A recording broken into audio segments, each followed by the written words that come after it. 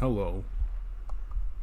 Also, it's kind of funny how I never thought about this, but I find it funny how, like, streams ago at some point, like, someone freaked out over the fact that the title is basically When the Seagulls Cry.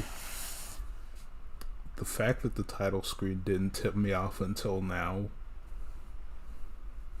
just kind of goes to show how slow I am. It just goes to show how dumb I am. Actually, let me check the sound levels because OBS is saying it's like ridiculously low. I mean, I'm sure someone will say something by the time I get to the actual game.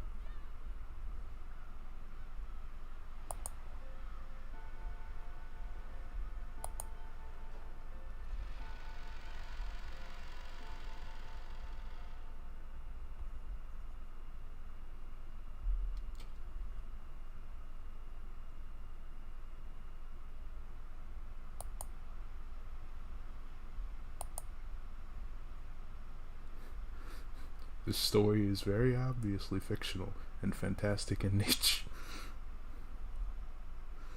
I just love that it's very obviously fictional. Don't make me tap the book.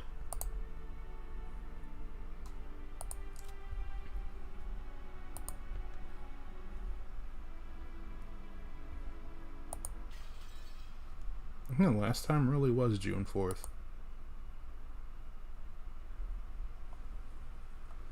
Okay, this is where we left off. No wonder this is where we left off. It's another scene where Kenzo noticed the sound of the raindrops beating on the window. It seemed to be pouring down thickly. It had begun to rain later than what the weather report had predicted. Kenzo approached the window as if being summoned by the sound of the rain. The sound of rain is the sound of silence. The sound feels quieter than any silence. Like, it doesn't feel like the game audio's coming through looking at OBS. It really doesn't. Which is weird because we're both at like 0.0 decibels. It makes humans remember that in the end, they are alone from the moment they're born to the moment they die. Thanks.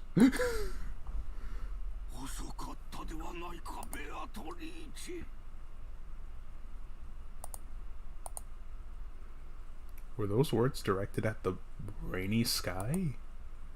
There was no one to be seen in the direction of Kenzo's gaze.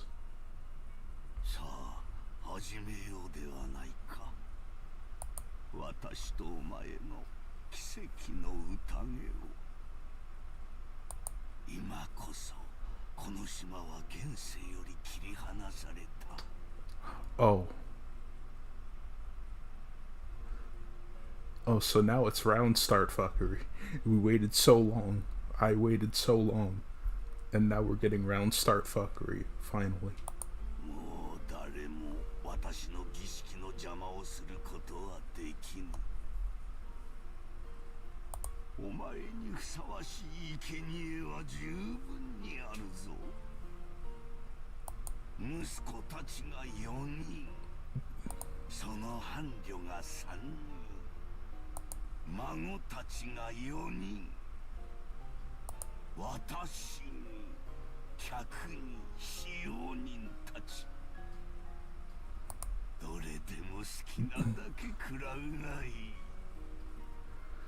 Watching Max play Tekken Tag 2 made me realize Kazuya in a Link outfit isn't even yeah. Also, hey Otter. I remember the Tag 2 outfits. Humanoid.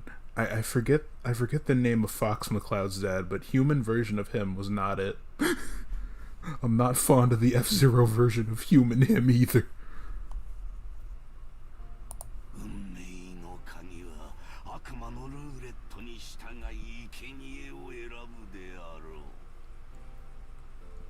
Jimpachi in a toad outfit. Yeah, that's on the level. Also, hello, Raul Evangelista. Welcome to the stream.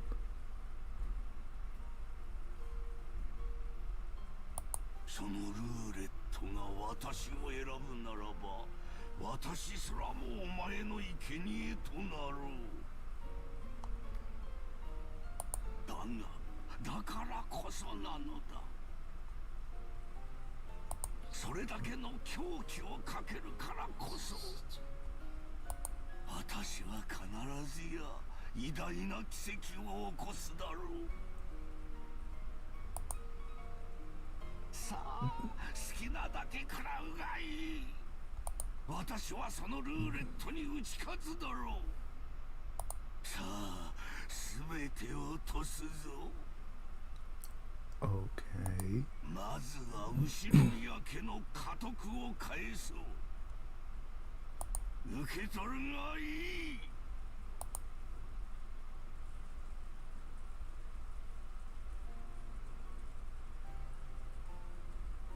Kenzo tore the window open, ripped a golden ring off his finger, and forcefully threw it away. At that time, the sound of thunder rang out, giving the illusion that the lightning had accepted the ring. そしてお前が蘇った時、そこにいるのは私であるだろう。私が最後まで生き残り、お前の目覚めを見守るだろう。さあ来たれ、ベアトリーチェ。ようこそ我が宴。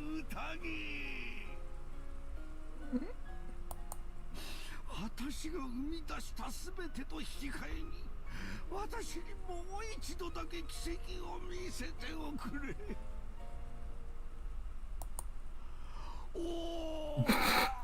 Oh, he's doing the thing again.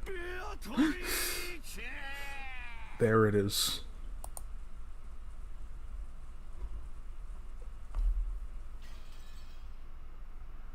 Man's really about to perform a seance here now. I'm sitting here like I was expecting that to go on for a whole hour. I'm not gonna lie to you. I was expecting that bit to last a whole hour, not 7 minutes. I was genuinely expecting like a 2-hour rant.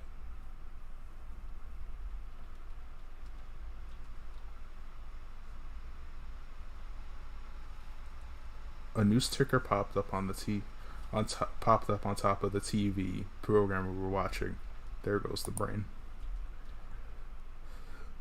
The disaster report told how municipalities all over were continually sending out rain, flood, and wave warnings. Of course, the raindrops beating harshly on the window were even more convincing.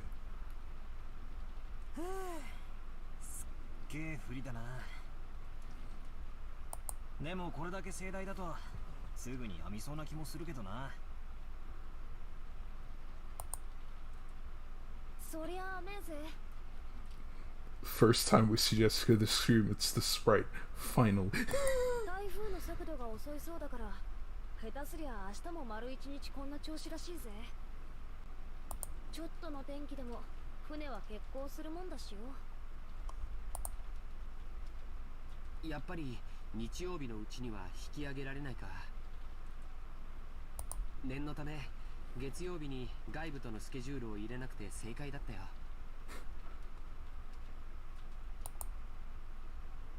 ってことは月曜の学校はサボれそうだな。島生活ってのも悪くないもんだぜ。 Bro, look at the skip school Monday. Beatrice waiting in the background. Nobody tell him. I like to imagine that before she actually wakes up, she's just sitting in random scenes in silence, like nobody tell him. Jessica, but she's a scum. Finally, Virgil too. そういや、ジェシカは登校って毎日船で通ってるわけだろ。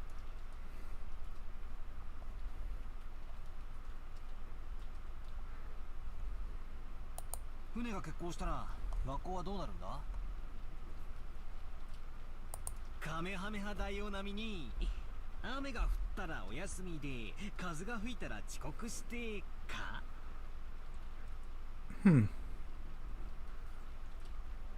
You know, this is the second thing I've been reading recently that has had the name Kamehame in it. I mean, I guess it's not that obscure of a thing, at least in Japanese stuff. I just noticed I've been seeing it a lot more in recently. 船が出なきゃ休みになるぜ。もっともそう甘くはねえけどな。大抵その代わりに自習が指示されて後でかっちりと見られるからそうそう気楽でもねえさ。例えば梅雨なんかの長く天気が崩れる時期だと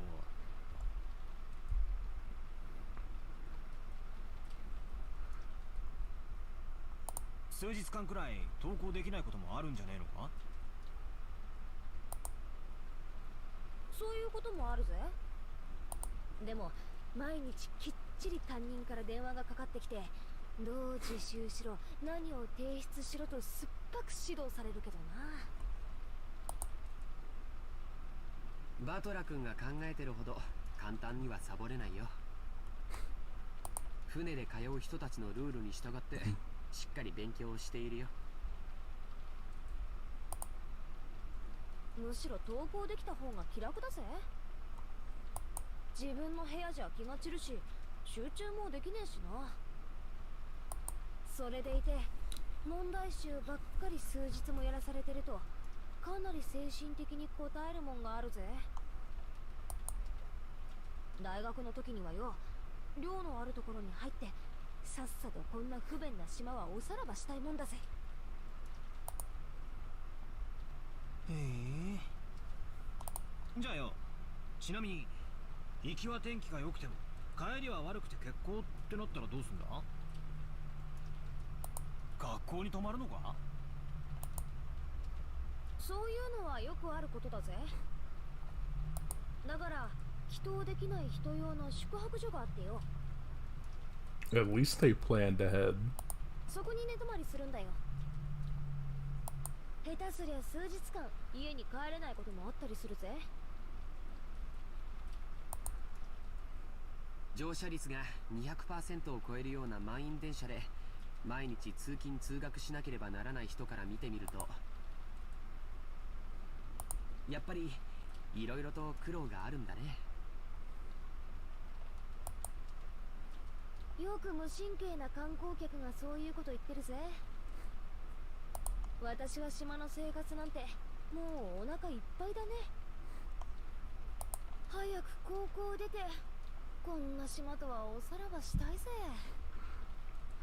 Just bro, you live on an island so cool. Shit's mid, I wanna go home. 高校にだって全寮制のところとかあったろうよ。なんでわざわざ新島の学校を選んだんだよ。私は最初からそれを希望してたぜ。でもおふくろがよ当主後継ぎとしての修行やらマナーやらがうんぬんとうるさくてよ結局高校も地元になっちまったのさ。こんな島はごめんだぜ。早く都会で生活したいよ。雨が降ろうが槍が降ろうがラフな格好でサンダルを履けば5分足らずでコンビニに行けるような都会に引っ越したいぜ。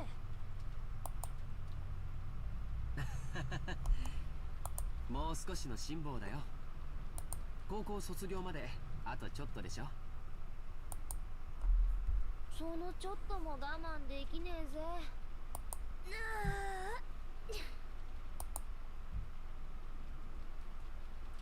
Jessica stretched out and reclined in the sofa. Maybe it was a bad time. It was a bad time slot because there weren't any interesting programs on, and we had nothing to do but languidly kill time until we were called for dinner. After that episode, Maria never returned to the cousin's room after all. Aunt Rosa probably took her back to the mansion. Had to be pretty boring for Maria all by herself while the adults had a confusing conversation. We thought we might as well head over to the mansion to see her, but the weather really was awful. And since there wasn't much time until dinner, we stayed where we were. At that time, we heard the sound of a humble knock. Jessica answered. お食事の準備が整いました。お屋敷へお越しください。It was Kanon-kun's voice. Did he go to all the trouble of coming from the mansion in this rain just to get us? Couldn't he just called us on the telephone? Well, I guess servants at work don't always get to take the most efficient route. なんとなくお腹が空いてきた頃だったしね。行こうか。George Aniki turned off the television and stood up. 俺はとっくにペコペコ。本家の晩餐は毎回凝ってるしな。それにゴーダさん、子牛のステーキとか言ってなかったっけ？たまらねえぜ。親族会議の日は特に豪華になるしな。I'm expected them to go to the dinner and then there's just a dead body. Like, I keep getting... Here's the thing. I've seen things that have hurt me in ways I can't explain too much to where I'm just anticipating the bad thing every frame. So when it... Because the moment I let my guard down, the moment the mental guard just slightly goes down. Yo, we stabbed you in the chest, me. Word!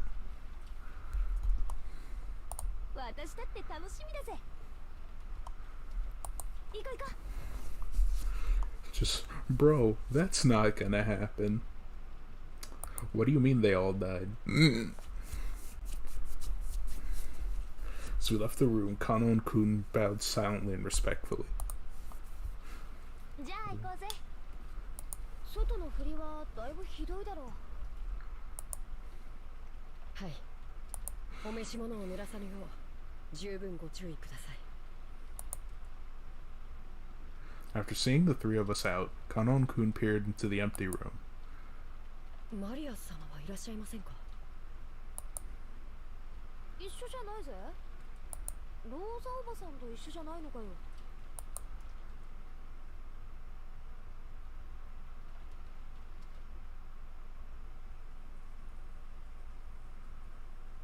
Rosa was lying on a sofa in the empty parlor, having fallen asleep before she knew it. She was bearing the burden that the child couldn't even imagine. That's why she only needed to let her guard down a little before the weariness immediately dragged her into the world of sleep. Realizing this, Genji brought a blanket over to her. When he tried to spread it over her, her eyes snapped open as though she'd been shocked with electricity.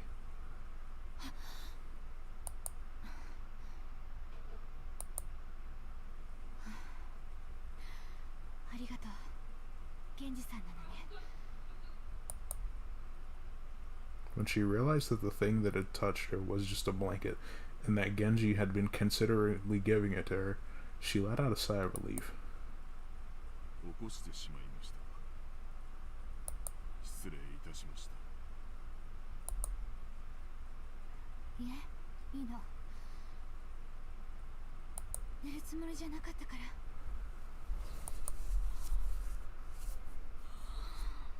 今は何時なの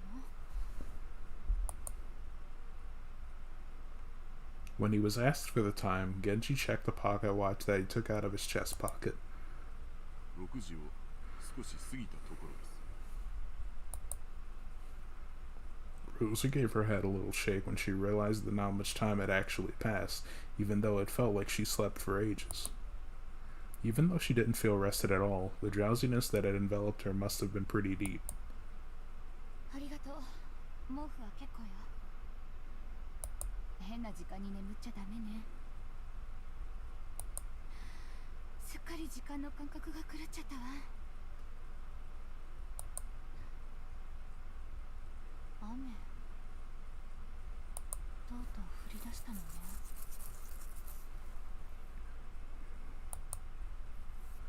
Rosa finally realized that the peaceful sound that had put her to sleep was actually the rain.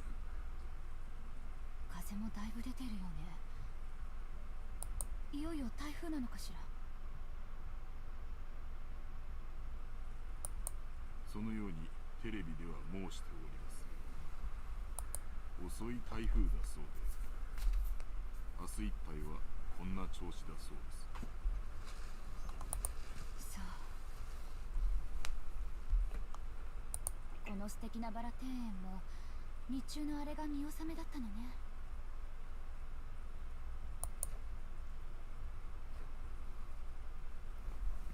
From the window, what she could see of the rose garden was completely blurred by the wind and the rain.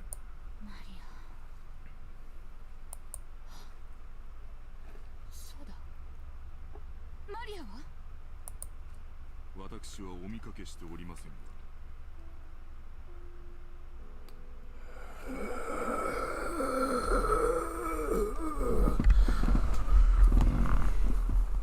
Had a fucking feeling. Had a fucking feeling. Had a fucking feeling. I had that immediate feeling as soon as I decided. ゲストハウスにお戻りではないでしょうか。 Rosa knew her daughter's nature well, so a chill ran down her spine. Maria was stubbornly honest, and if she was ordered to find something that didn't exist, she would look forever and ever, even in pouring rain. 違うわ。いとこの子たちは先に行ってしまったから、あそこにはマリア一人。あの子は誰かにもうやめろと言われない限り、たとえ槍が降ってこようとあそこに居続けるわ。傘もささずに。私は感情に任せてなんてことを。At least she's aware of what she did was fucking bad.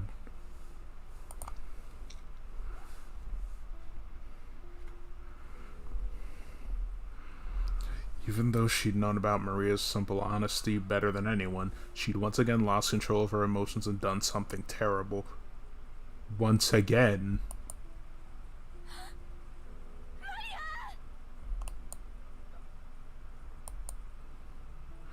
Rosa pushed Genji away and ran down the hall.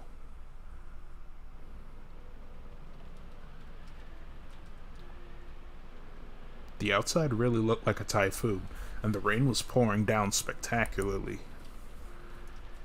Maybe because of some aspect of the terrain? The winds weren't typhoon class, so an umbrella wouldn't be torn out of one's hands. Even so, it certainly was a windy rain. There was no time to admire the roses being drenched. とりあえず今はマリアが気になるぜ。まさかあの後もずっと一人でへそ曲げてあそこでバラ探しをしてるなんてことはないよな。そうだね。さすがにこの雨じゃと思いたいところだけど、マリアちゃんはたまにすごく頑固でものすごく愚直な時がある。We hadn't worried much, thinking that Aunt Rosa had taken her back to the mansion. However, when Kanon-kun had come from the mansion to call us and thought Maria was here, we got a little worried. お屋敷ではお見かけしませんでしたので、てっきりこちらにおられるとばかり。ローザ様は仮眠を取られておいででしたので。ここに来る途中に見かけなかったのかよ。申し訳ございません。傘を差し急ぎ駆け抜けたもので、そこまでの注意を払いませんでした。If he had cut through the rose garden, taking the shortest line between the mansion and the guest house, then he would have just barely missed the place where Maria had been looking for a rose. And it was raining this hard, too. It certainly would have been possible for Kanon-kun to fail to notice her. ここで議論するより直接確かめる方が早いさ。兄貴、ちょいとかけっこと行こうじゃねえかよ。6年成長したから僕に勝てるつもりかい？よし、決着をつけようじゃないか。行こ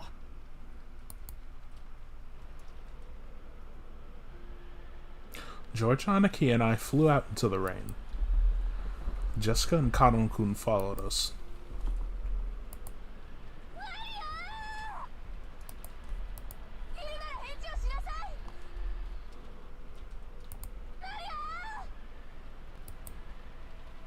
ローザおばさんだ。おばさん。 When Georgianiki called back, Aunt Rosa jumped at him and grabbed onto him. マリアはどこ？ジョージ君たちと一緒じゃないの？いえ、僕たちはあの後マリアちゃんには出会ってません。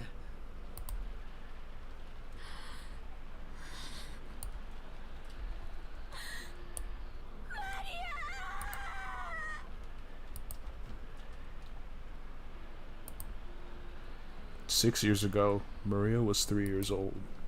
She was a cute and pure kid who'd just accept whatever anyone said. But 6 years have passed since then. She's 9 now, and experiencing the ups and downs of life should have taught her something. But Maria, are you telling me you're still as innocent and pure as you used to be?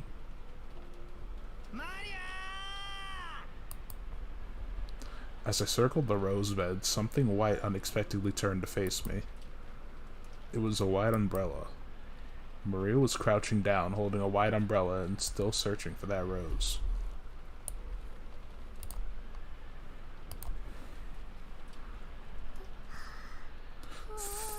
Thank God the child's at least alive. Her face, which has turned bright red from her crying her eyes out, was dirtied with water and mud. It was truly a pitiful sight.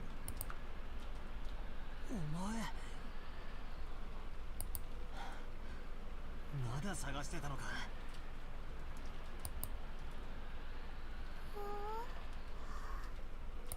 見つからない。マリアのバラ見つからない。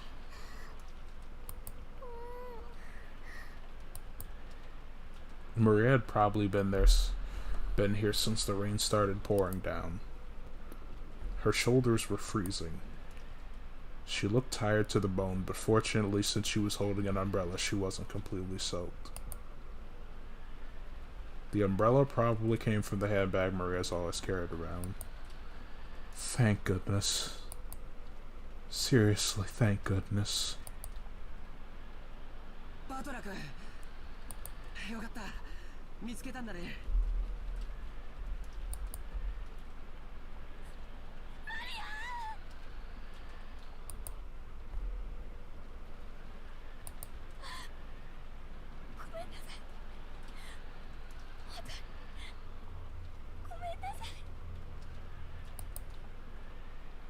Aunt Rosa threw her umbrella aside and hugged Maria.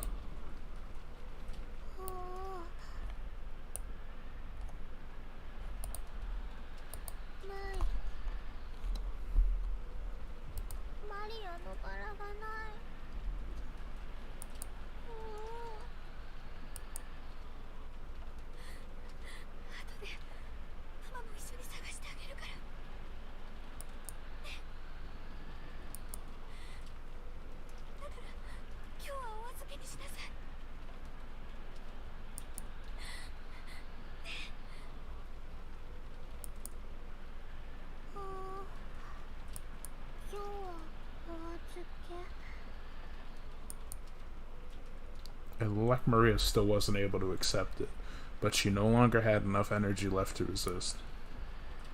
Jessica and Kanon-kun caught up with us. すぐにお屋敷でタオルの用意をさせましょう。マリア、ずっとここにいたのか。ごめんね。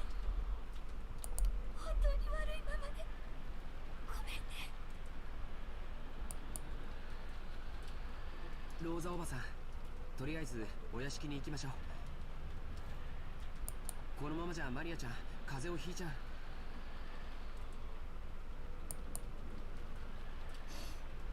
そうね。マリア、行きましょう。ちゃんときれいにしないとおじい様に怒られちゃうわよ。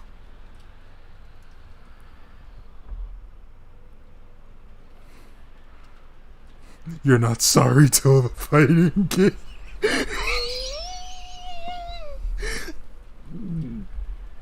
Hi, Sasuke. I wasn't ready to. I wasn't ready to read "You're not sorry" until the fighting game.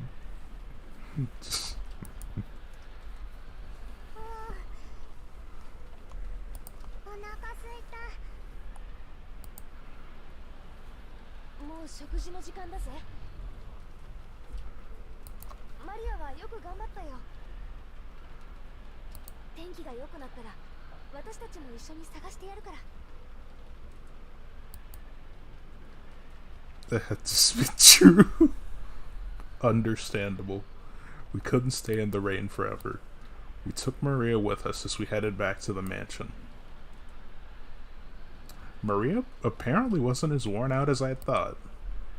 When she remembered we were having calf steak for dinner, she started chanting, "I'm hungry, I'm hungry," ooh, and returned to her usual spirits. I can't. I don't want to do the oohs how she does them. I want to do like the weird fucking Kid Buu ones I've been doing. Aunt Rosa didn't chide Maria for saying ooh. そっか。傘を持っていたのか。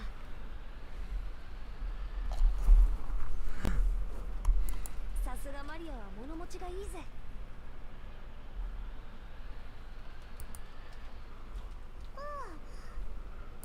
マリア、傘なんか持ってない。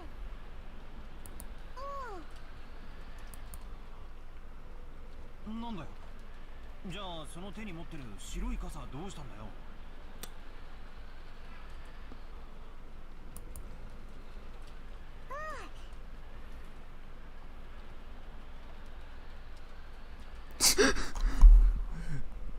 My issue with this scene was the selection of portrait from Maria right there. Makes her look like, yeah, bitch, hold that L. When that's totally dissonant. Yeah, I'm seeing what you mean, because I've noticed this specifically with Maria's sprites. How, like, you'll see the one that makes her look like a complete shitty child, and then the words just don't mix. Again, I'm not sure if that's how the sprites were intended to look, because I'm not playing with the OG ones. But at the same time, I feel there was probably a disconnect when the people who were doing the art for the PS3 version were working on this. That, or maybe the modders fucked up. I'll never know. I'll never find out.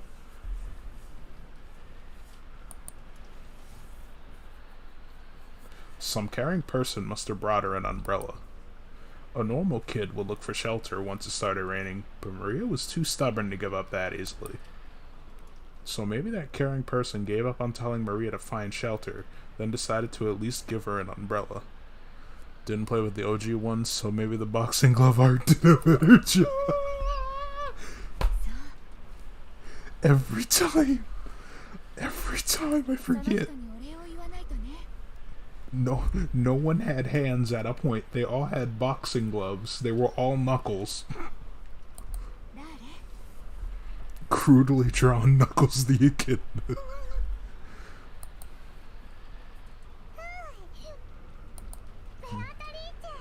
Had a feeling!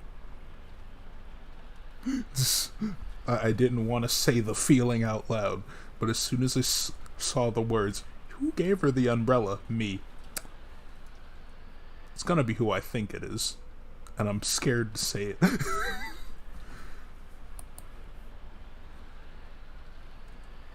The name Maria cheerfully mentioned was that of the island's witch. Rosa took a deep breath and asked again, trying to do so in a way that wouldn't damage Maria's good mood.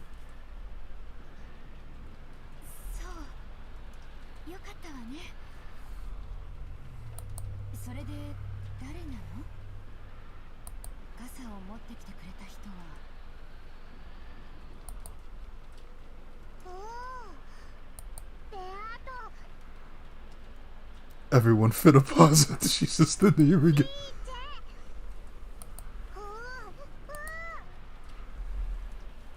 Maria immediately realized that her mother didn't believe her and started crying out unhappily, "Oh God." So Rosa stopped pursuing the subject. Thank God. It'd probably be faster to ask whoever lent Maria the umbrella during dinner, rather than ask Maria herself.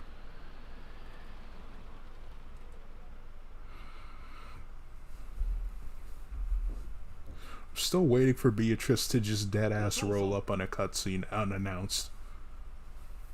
せめて晩餐にだけは出席してください。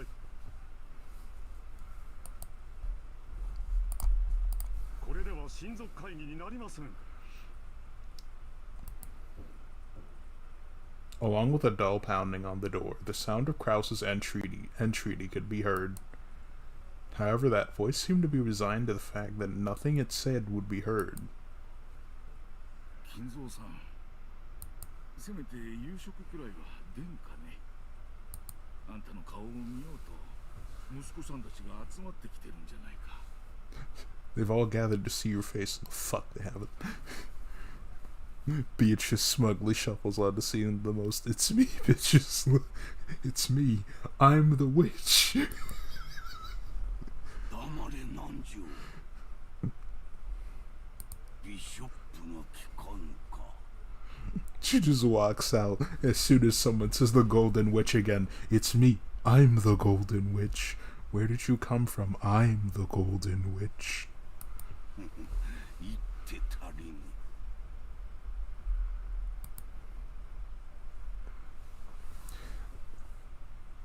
Apparently, Kinzo was completely focused on the final battle of his long-lasting chess match with Nanjo.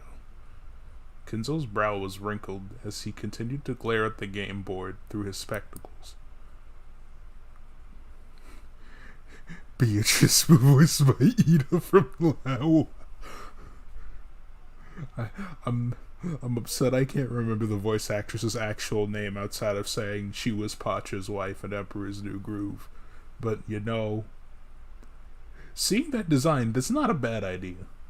It's honestly not a bad voice for her, based on design alone.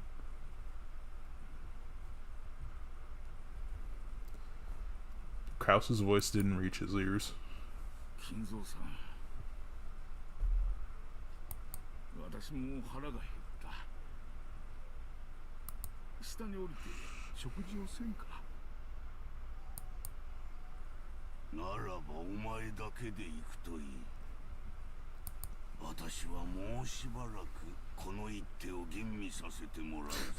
Let me consider this next move for a little longer. Dies immediately. 今夜で決着をつけてやる。さもなくばお前との決着は金輪際つけられそうにないからな。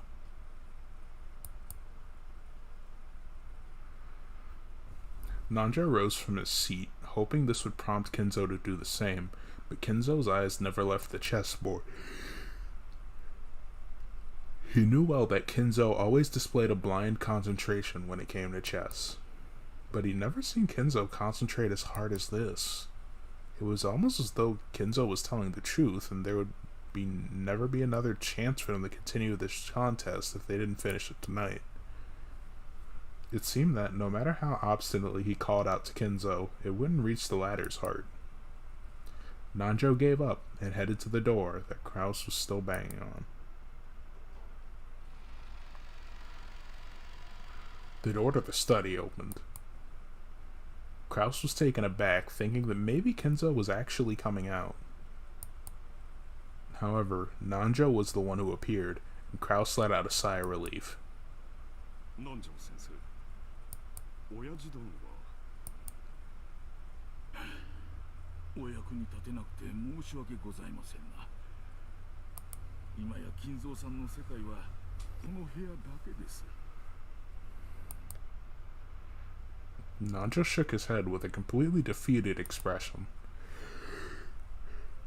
Kraus raised his fist once more and banged on the door, shouting. お父さん、聞こえますか？私たちは下へおりますが、気が向かれたらいつでもおいでください。息子兄弟一同、ずっとお待ちしておりますよ。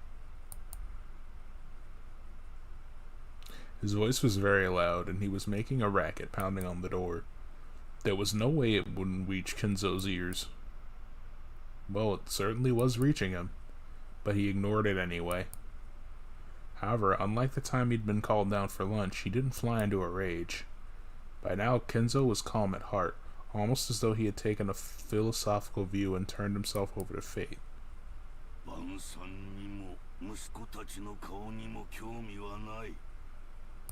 私がここを出るのはベアトリーチがよみがえる時か、私が鍵の生贄に選ばれた時だけだ。もう悪魔のルーレットは回っている。今さら晩餐に何の意味があろ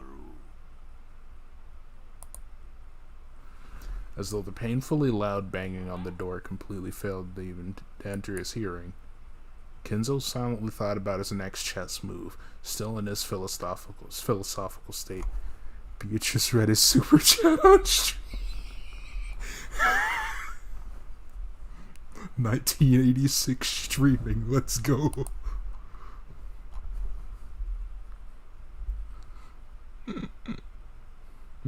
Just as always, Kinzo's figure could be seen anywhere in the dining hall. Kraus wearing a bitter smile, returned with Nanjo. 親父殿は相変わらずご気分が優れられないそう。年に一度の親族が集まるこの機会に同席できないことを非常に残念がられておられた。 And I told them that, like a liar.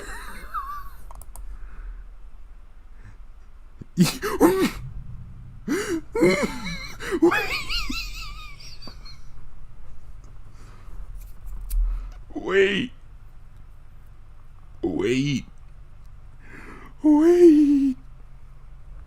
That's not a word. That's not a word. Oh, that scream.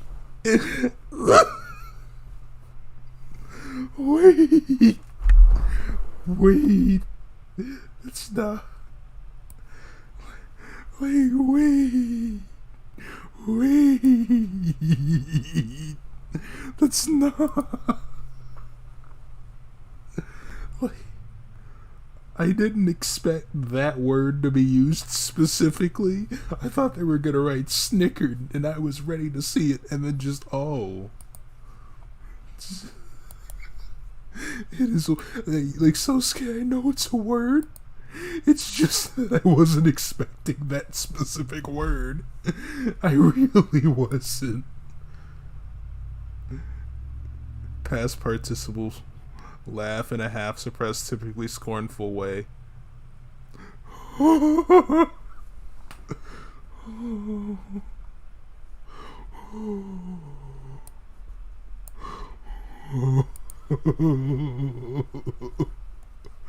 It still sounds bad. Oh my God. I can't.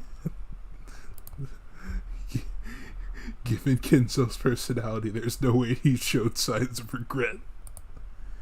And none of his relatives showed any regret about his absence.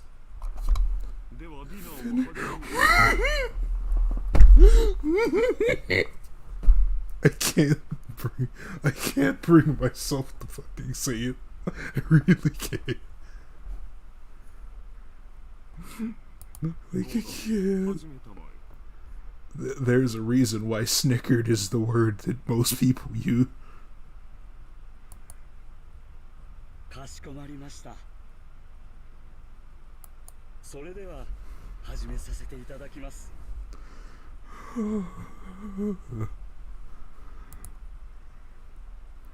When Goto was told to start the family conference dinner, his biggest time to shine of the whole year, he nodded with a broad grin. マリアに傘を貸してくれた人は誰かしら。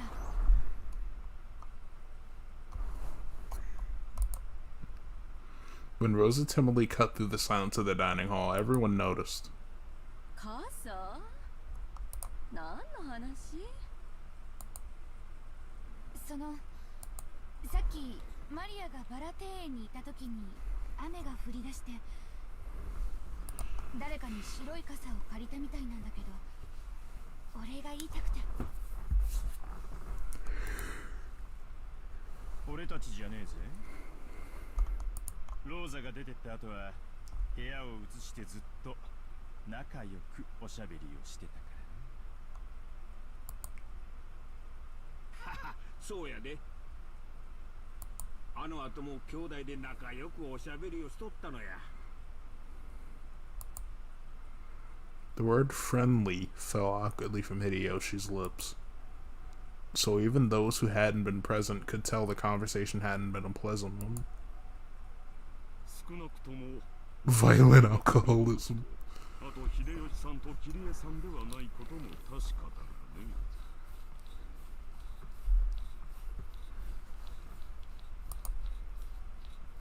私たちは夏日姉さんとローザさんが出て行った後もずっと一緒だったわ。食事の時間までずっとね。兄さんは源氏さんと一緒にお父様を呼びに上の書斎へ。私たちはそのまま食堂へ特攻したもの。だから私たちではないわね。傘を貸すなんて親切、使用人の誰かじゃないの？じゃあ合田さん。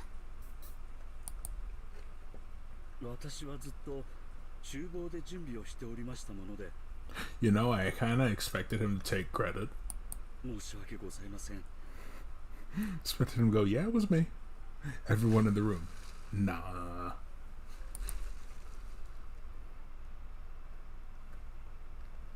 Goto looks slightly disappointed about missing this chance to show off.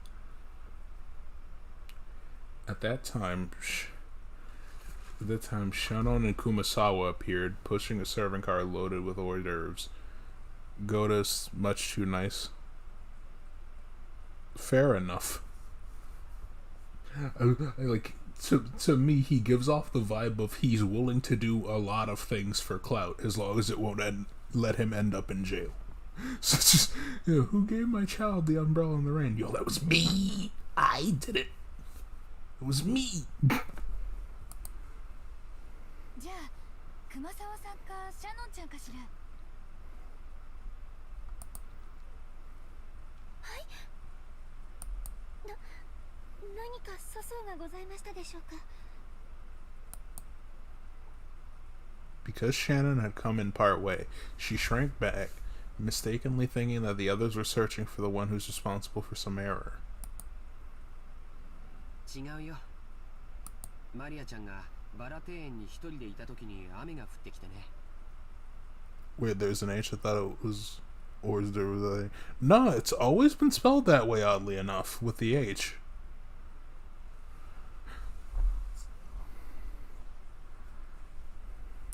誰かが傘を貸してくれたんだよ。 Which feels weird. Like, whenever there's a silent letter in a word or phrase, it always feels off.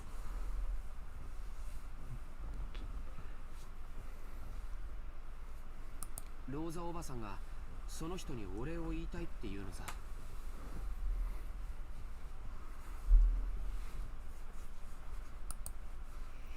おお、ベアトリーチェ。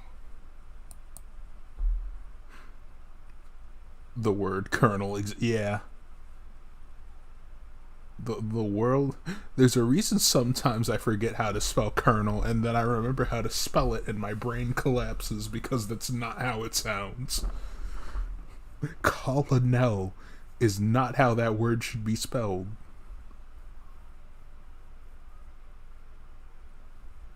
Beatrice finally, Maria, her mouth thin line, said the witch's name in a small voice. Aunt Rosa explained the situation one more time. As she did, Kumasawa-san cackled. 私たちでもございませんよ。私もシャノンさんも一緒にお部屋の準備をしておりましたから、お外には出ておりません。Just really waiting for Beatrice to just walk into frame. 気が利かなくてすみません。部屋の準備とは何のことかね。Walks in the room and just becomes the Rick James skit from Dave Chappelle. Just nice house, nigga.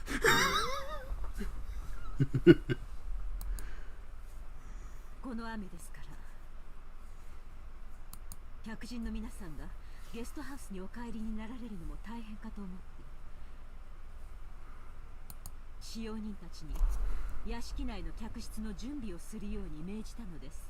Trying to decide if no music playing means everything's fine or shit's about to go down within sections. It's usually both. あら、気が利くじゃない。そうね、この雨の中表に追い出すのは失礼だものね。もう予算か。はい。奥様からそのようにご指示を受けまして、私と熊沢さんとカノン君の3人で準備をしておりました。そしてご夕食の時間になり、源氏様からゲストハウスのお子様方をお呼びするようご指示をいただいたため。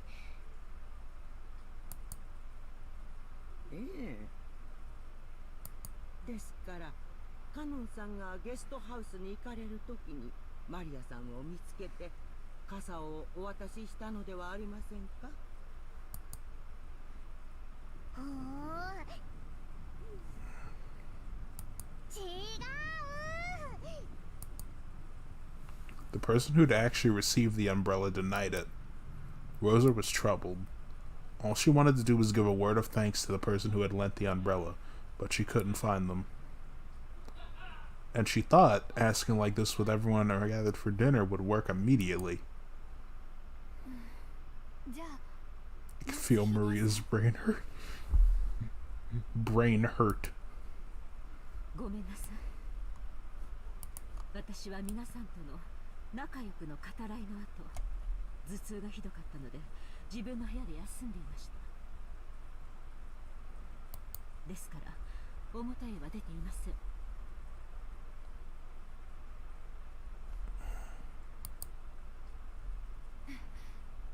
なら誰なの？ジョージ君たち？なわけないわよね。いえ、僕たちじゃありません。It was just Beatrice. ゲストハウスでテレビを見てました。She's just out there now. She's just walking around now, I guess. むしろ私たちはマリアはおばさんと一緒に屋敷に行ったとばかり。そこへカノン君がマリアは一緒じゃないのか Then と who 聞いた。 was it? Walks なん in. で屋敷にはいないのかって分かったんだよ。 Who was it? Plays a whole animated intro where she walks into frame. I need it. 第一俺だったら傘を貸すより先に手引っ張って屋根の下に連れて行くぜ。 And it wouldn't even be a dignified walk. It would just be the most extra walk cycle you've ever seen. Nicely sneaking.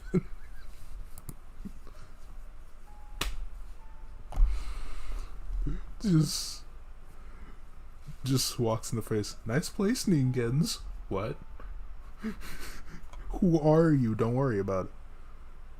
Black and Black starts playing for some fucking reason. Rosa was completely baffled. One by one, the relatives and the servants denied that they had done it, even though it really wasn't something anyone would need to hide. So by process of elimination, the number of remaining candidates wasn't large. I need to stop right-clicking.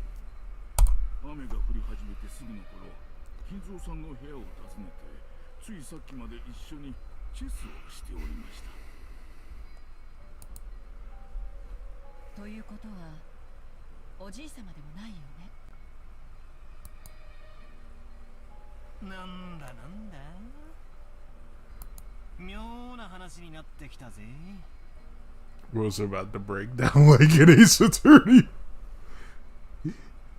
I feel it too. I feel it.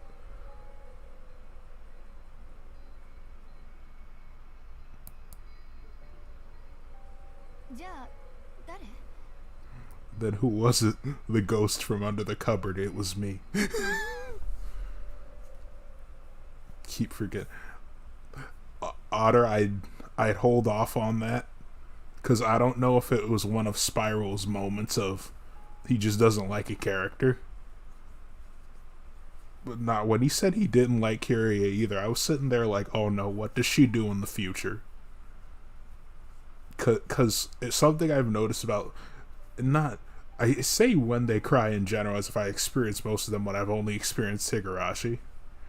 But there's always a point of, what did you do? At one point you've done something fucked. What did you do?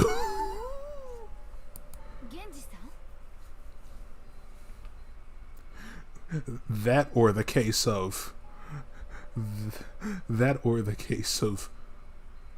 how did you end up like this? Rudolph gotta get hands picking Eva's.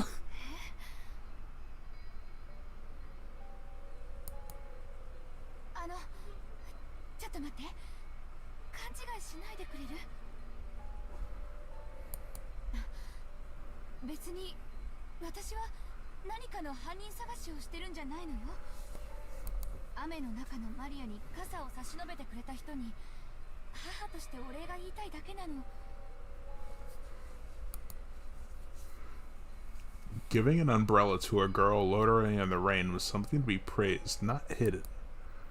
Despite that, no one raised their hand. Why not? Everyone started whispering about how strange this was getting.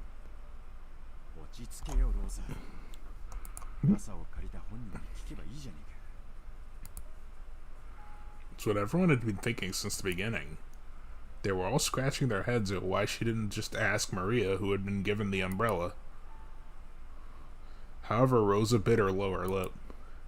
After all, she already knew how Maria would answer if asked.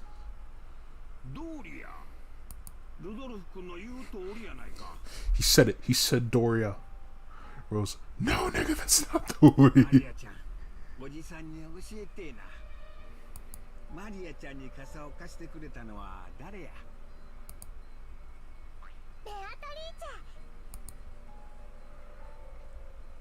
The dining hall was wrapped in silence for an instant, but it was soon interrupted by a burst of laughter.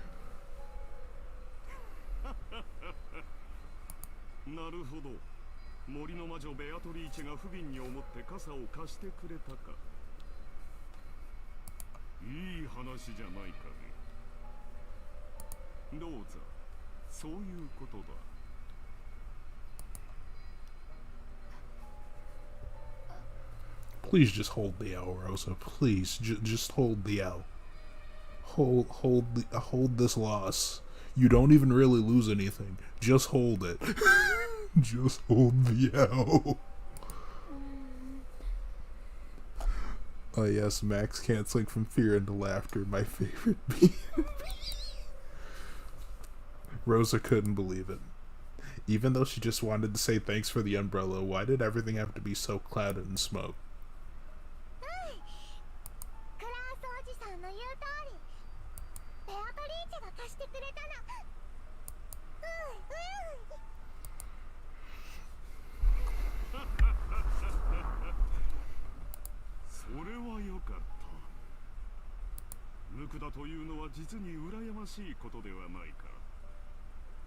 なあ諸君。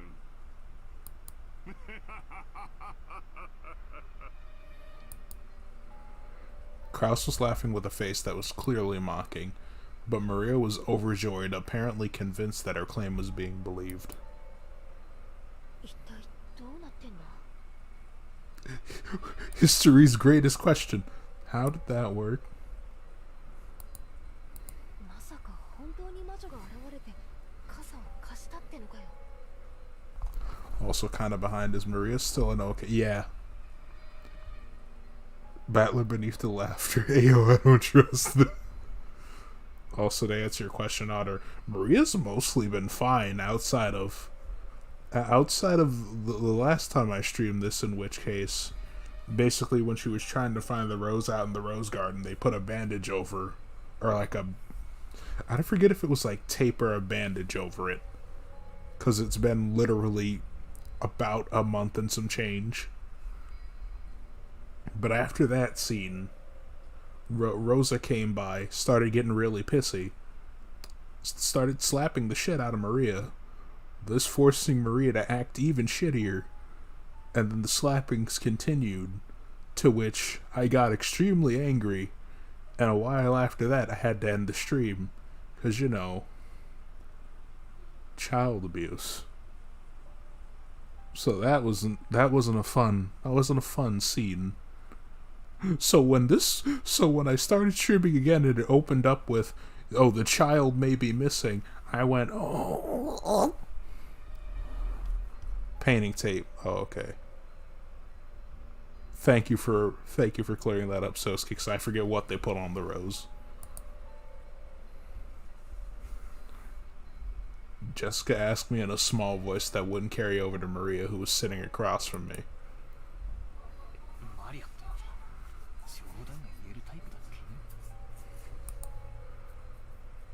If we'd heard that kind of story pop out of my old bastard's mouth, we would have just taken it as another joke. However, it was hard to explain it away like when Maria said it.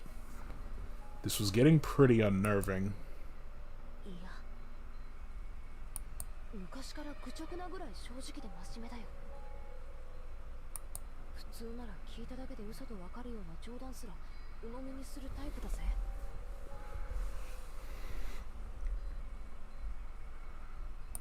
マリアから冗談を言い出すなんて聞いたことも。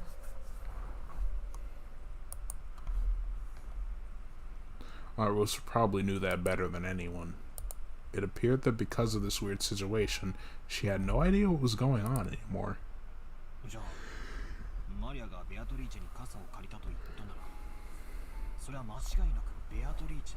Someone tells joke, Maria, yo, that's real?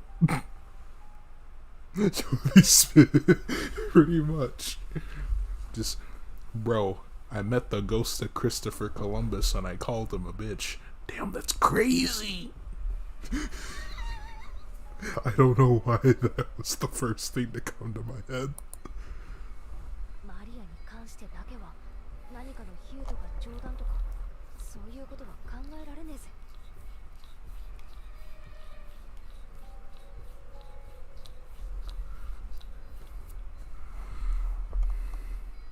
額面通りの意味だと思うべきだろ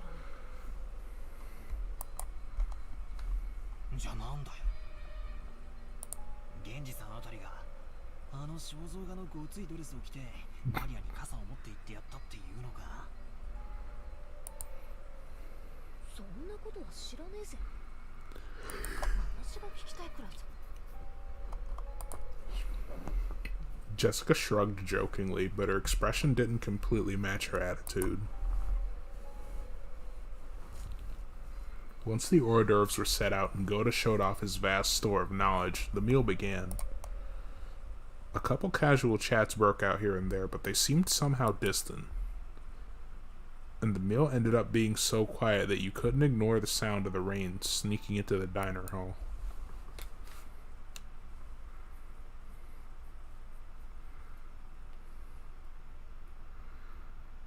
Kumasawa and Shannon, pushing the serving cart, ran into Genji and Kanon on their way to the kitchen. ケンジさんですか？マリア様に傘を貸されたのは。傘。何のことだ。はい。雨が降り出した時にマリア様は一人でバラ庭園におられたそうで、そこでどなたかに傘をお借りになったそうなのですが、それがどなたかわからないのです。僕じゃないよ。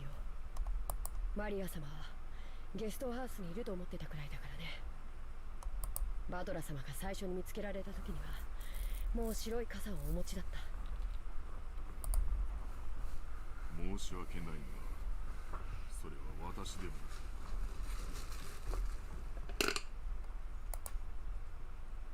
じゃあまさか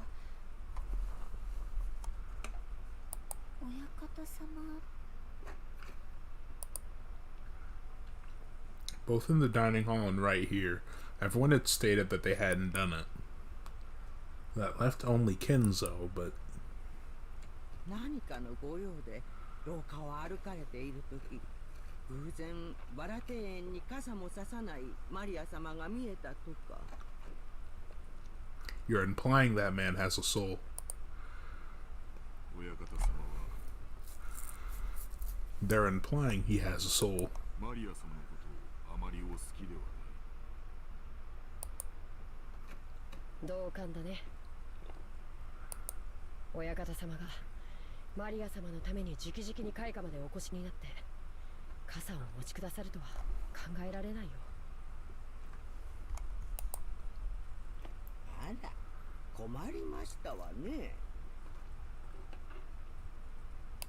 ではマリア様に傘をお貸しになられたのは本当にベアトリーチェ様ってことに。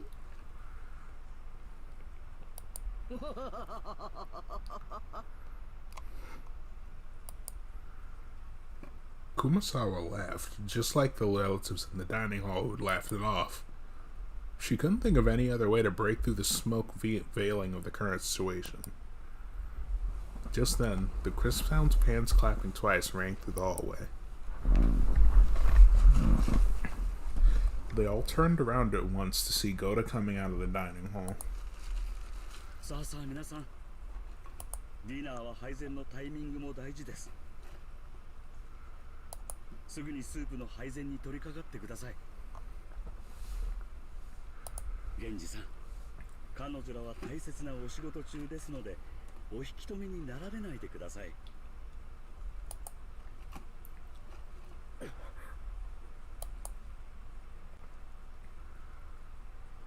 Kanon glared at Goda for being rude to Genji, a person Kanon respected. Genji, realizing this, patted Kanon once on the shoulder as a warning. Kanon reluctantly turned away and returned to his expression to normal. ゴーダの指示に従いなさい。今は晩餐の配膳を急ぐよう。ほらほら、時間がありません。タラタラしない。急ぎますよ。Goda grabbed the serving cart from Shannon and steadily pushed it towards the kitchen. では私どもも厨房に戻らせていただきます。ゴーダさんも気の短い方ですからね。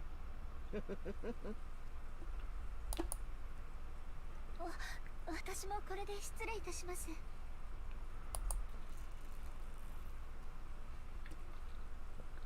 Kumasawa and Shannon left. Only Genji and Kanon remained. Through the window, the darkness of the rainy night could be seen, along with the occasional thunderbolt. 源氏様、ベアトリーチェ様が本当にお戻りになられたのでしょうか。わからん。親方様にお知らせしますか。せずともよい。本当にお戻りになられたのだ。やがておのずと親方様の前へ現れよう。それにあれは気まぐれなお方。親方方様にご報告申し上げたところで、お姿を現されないことには何の意味もない。親方様の儀式はすでに始まっているということでしょうか。おそらく。だがそれは我ら家具には何の関わりもないこと。親方様に受けたご恩、最後の瞬間までお返しするのみ。はい、それが僕たち家具の務めです。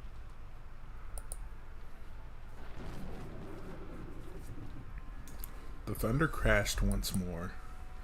Except for those instants when lightning lit up the sky, nothing could be seen out the window but the darkness of night. Just as humans rule when the sun is up, those that are not humans rule when the sun is down. The darkness of night that is now surrounded Rokenjima was ruled by another master, not the Ushiramiya family. Did this master take pity on Maria when she was alone and being pummeled by the rain in the rose garden, lending her an umbrella? Kanon looked at the rose garden's lights, dimly visible beyond the window. The dim lights weren't enough to illuminate the surrounding area.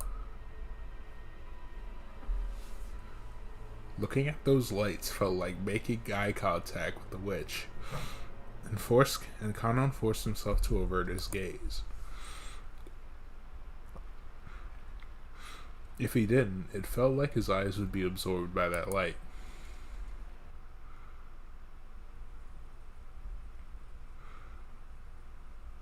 Can the weather change how people act? You often hear stories about how things like atmospheric pressure can influence people's moods and physical health. For some time now, everyone had been struggling to clear the gloomy atmosphere. But any conversation was quickly cut off, and in the end, the dining hall was simply filled with the sound of rain. Dessert was some kind of chocolate cake accompanied by pear sherbet. Goda-san enthusiastically explained the recipe as soon as its final dish was presented, but I quickly forgot about the details. And spiritual pressure can elevate one's bunk. The guest of honor's grandfather was absent. The weather was horrible, and the identity of the one who'd lent Maria the umbrella remained a mystery. When dinner ended, no one felt even one bit refreshed. It was too late now, but I realized painfully that taste wasn't the only important part of the meal. The whole atmosphere was also critical. Goda-san, the supposed conductor of this musical piece called Dinner, did his best to enliven the place, dropping little jokes left and right, but apparently not even one of them succeeded. After taking orders for after-dinner coffee, tea, and orange juice, he left for the kitchen. As soon as he disappeared, Uncle Kraus spoke. Yare. せっかくゴーダが腕を振るってくれた晩餐もこうも沈み込んでしまっては実に味気ないというものだ。まったくね。今日は何を食べても美味しく感じられない、そういう気分よ。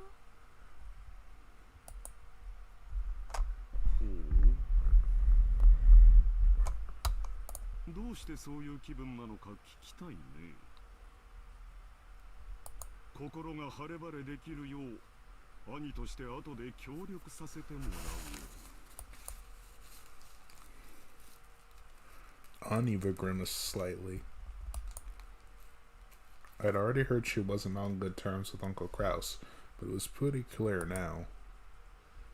When I looked around, I noticed that my father and Aunt Rosa were almost grimacing. Apparently there was something besides the weather troubling all of them. エヴァおばさんもうちの親父もずいぶん機嫌が悪そうっすね。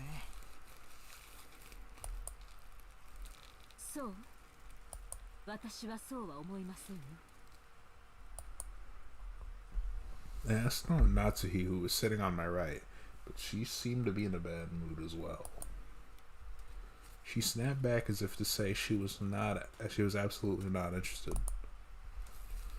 まあちょいと大人な話で込み入ってな。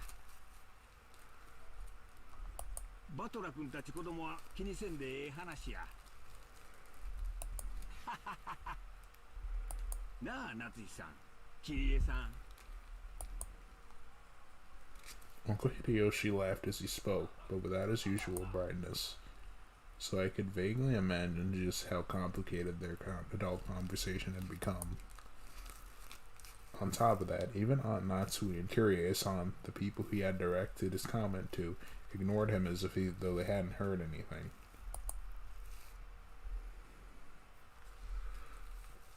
Didn't know what kind of conversation they'd been having while his kids were away. But it reminded me of how Dad said he had stomach cramps when we arrived at the mansion. The family conference might have been a playful reunion to us kids, but it was definitely different for the adults. After Uncle Hideyoshi's comment was ignored by the other adults and an awkward silence fell over the room, Kyrie-san spoke up. 子供たちの進路はどうなるのかしらとか、そういう話よ。バトラ君は将来はどうするの？ぼんやりと大学進学？そんなのじゃ長い人生レースのスタートラインとしては心細いわよ。あいたたたたたた。桐江さん、飯の最中にそんな話されちまったら消化不良で便秘になっちゃうぜ。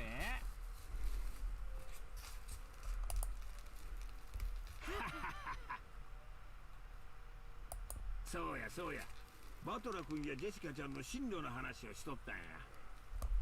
将来のことは真剣に考えんとあかんで。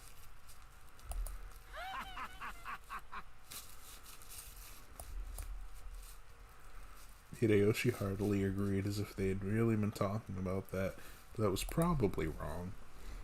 Kyrie-san had obviously been trying to change the subject. However, if Kyrie-san had determined that this was the best course of action for now, then she was probably right. Taking this into account, I cast aside my suspicions as to the cause behind Aunt Eva and Dad's bad moods. At long last, the servant cart returned, filled with coffee and tea. I like how the voice acting makes it feel like everyone's uncomfortable. Yeah, Kumasawa-san and Shannon-chan served it to everyone. Goto-san then explained that this concluded tonight's meal. If only the mood had been a bit more cheery, it might have been the best dinner in my life. It's a shame that this best of dinners couldn't have been had under the best conditions.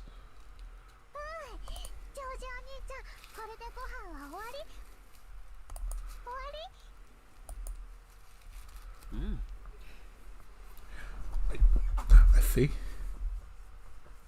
I may be slow because I didn't catch on to Maria repeating like the end of a sentence twice. She's doing the Rena thing. The truly immerses uncomfortability. It's like I'm really there. I can feel the pain from here.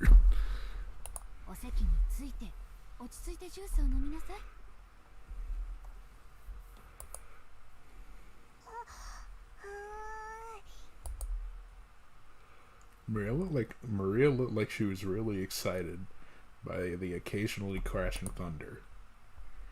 Maybe she wanted to quickly finish eating and run over to the window.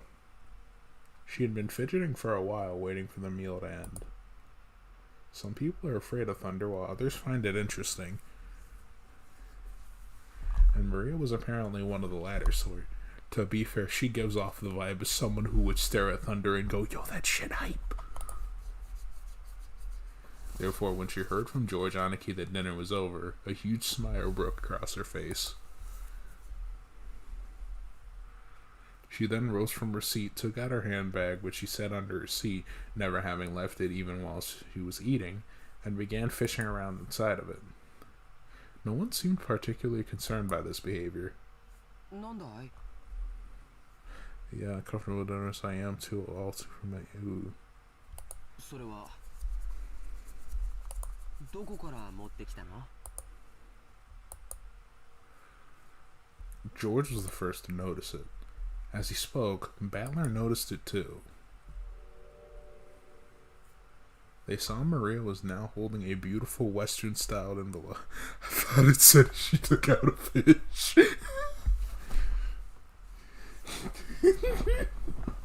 Just randomly pulls out dead fish.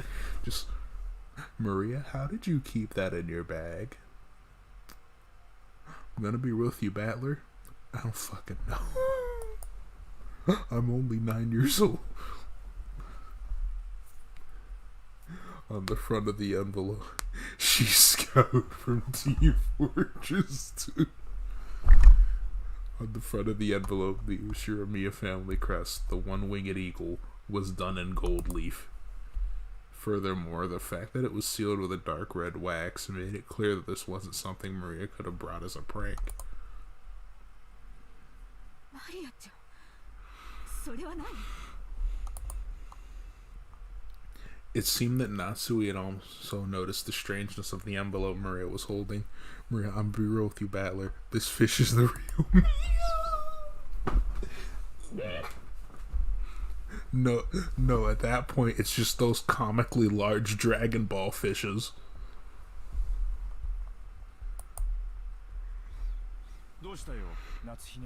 Maria was secretly a mountain child that Rosa just picked up one day.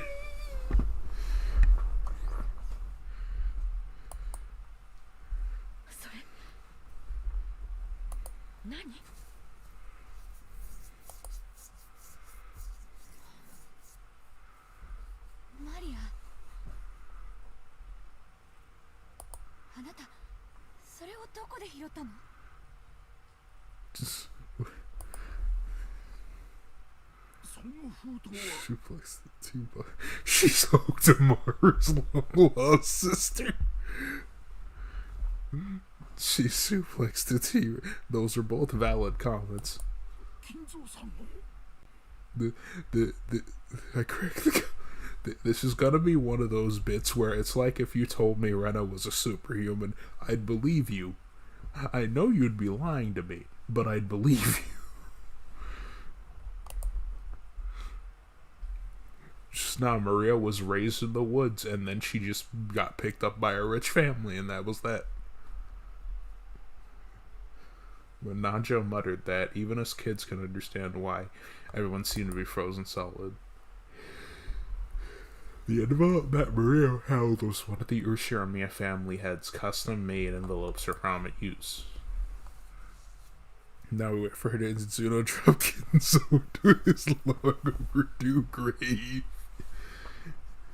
In other words, it could only mean one thing. This envelope contained a message from Kinzo.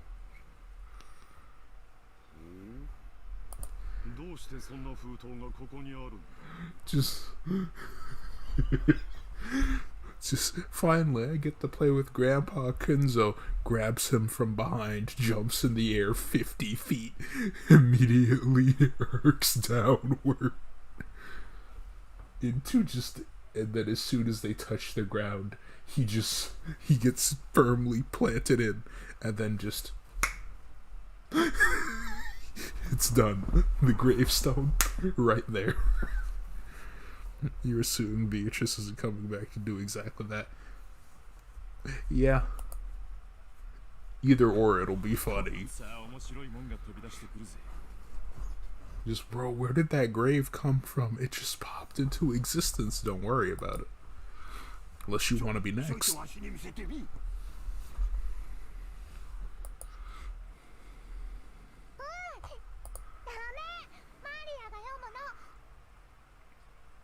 No, me first. You see? がみん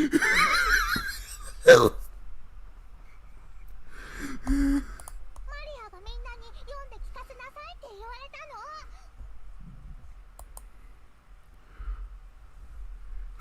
の。 Uncle Hideyoshi tried to snatch the envelope out of Maria's hands, but she protected it as though hugging it and didn't let go. That comment, that fucking comment killed me. That's eternal. Can't believe it. To be fair, Otter, we've all had those moments. We can't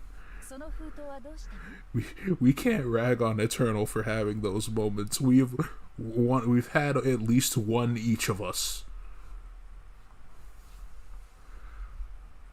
My face did be just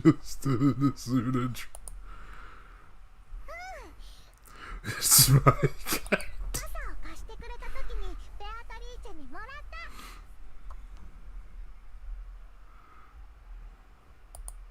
が終わったらマリアがみんなに読んで聞かせろって言われた。 And making you a mob man as soon as you run off.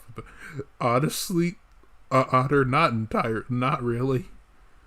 Not really. Sosuke said something akin to this before getting modded.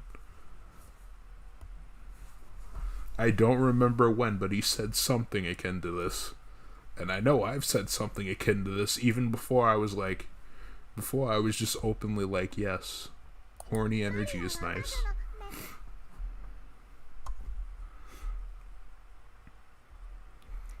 We speak the wild truth before.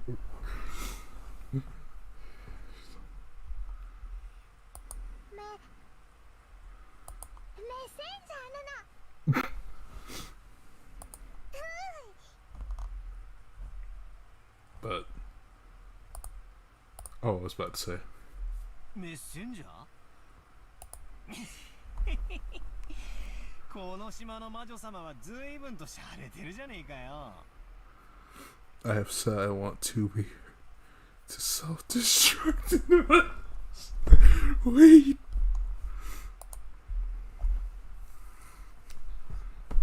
Battler tried to joke about it, but no one laughed. それで中には何て書いてあるのかしら、マリアちゃん。This is news to me.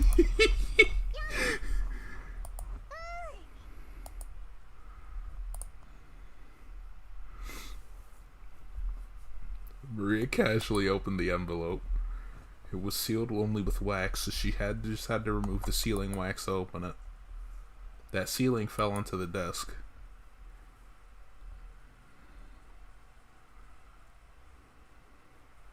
You'll know how she put her in the one joke ending. I'm trying to be nice.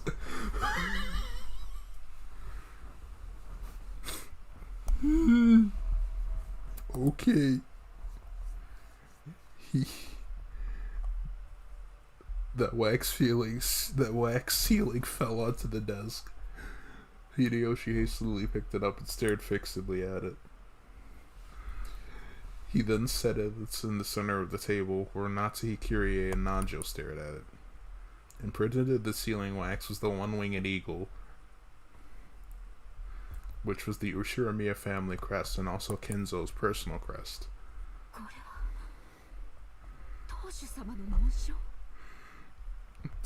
Just the I'm trying to be 9S fucking kills me. 私は金蔵さんに手紙をもらったことがあるからわかる。これは間違いなく金蔵さんの風浪だ。でもこのお屋敷にはそれと同じ紋章がいくつもあるのでは。例えば風浪用のハンコのようなものがあれば金蔵さんでなくても風浪はできるのでは。いや、金蔵さんは風浪には必ず自分が指にしている後宮家当主の証の指輪で刻印をする。この形や複雑な衣装は間違いなく金蔵さんの風浪だ。そうとは限らんよ。親族であれば一度くらいは親父の手紙を受け取ったことはあるはずだ。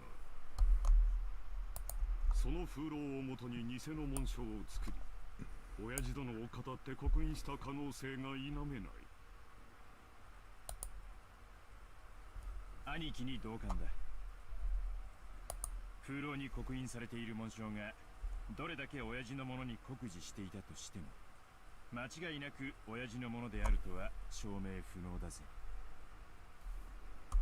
だからその封筒が親父のものであるという証拠にはならない。私も全く同じよ。風浪の刻印だけでお父様の手紙だなんて決めつけることには同意できないわ。南條先生、曖昧な言葉は慎んでいただけるかしら。これは失礼。出過ぎた口でしたな。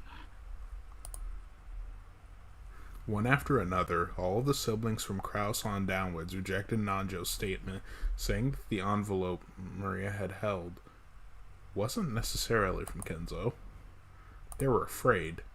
They feared from the bottom of their hearts that Kenzo's intentions were written in there, and that it might be some announcement regarding the inheritance that would be decidedly unfavorable to them. Eva right now, fear.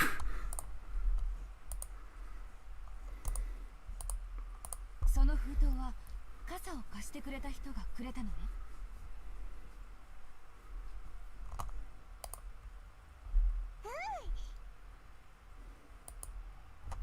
ふうじゃわからないでしょ。そうなの？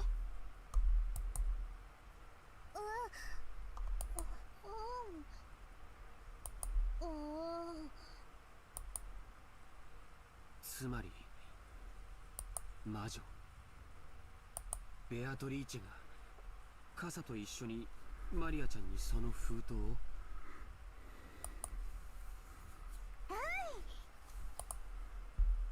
Maria nodded forcefully. 主人に私も得体の知れない何者かが手渡した怪文書です。読むにも値します。せめて読むくらいいいじゃねえかよ。Battler said it to Jessica in a small voice, trying to act tough, but Natsui heard him clearly and glared at him with threatening eyes. それでマリアはそのベアトリーチェに食事が終わったら読めって言われたんだな。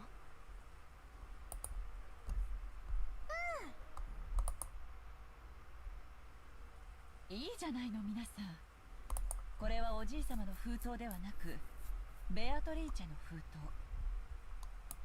誰が書いたのかはともかく中身を聞いてからの判断でもいいんじゃないかしら。そうやな。お父さんが書いたとは限らんが、中身が気になるんは事実や。マリアちゃん、さっきは無理やり取ろうとしてすまんかった。謝るからみんなの前でそれ読み上げてくれんか。マリア、読みなさい。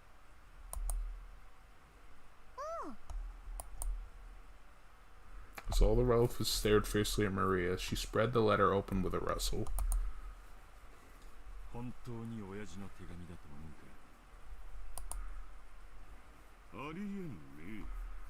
親父殿が私たちに何かを発表するときは直接でなければいつだって源氏を通してじゃないか。このようなこじゃれた方法でするとは思えんね。そうよ。マリアをメッセンジャーに？それこそお父様の趣味じゃないわよ。ローザ、これはマリアちゃんが私たちを脅かそうという何かの隠し芸なんでしょ？マリアはそんな気の利いたことができる子じゃないわ。The idea of her reading a letter spelling their doom in a child's voice is hilarious. Just any innocent voice reading something fucked up is inherently funny to me.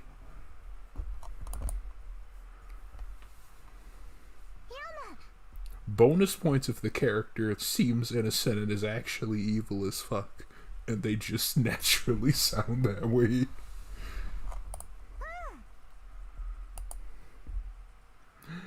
The words came out of Maria's mouth, but for some reason, her voice seemed different than usual.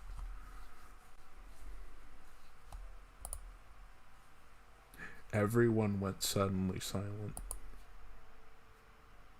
六軒島へようこそ、後ろ宮家の皆様方。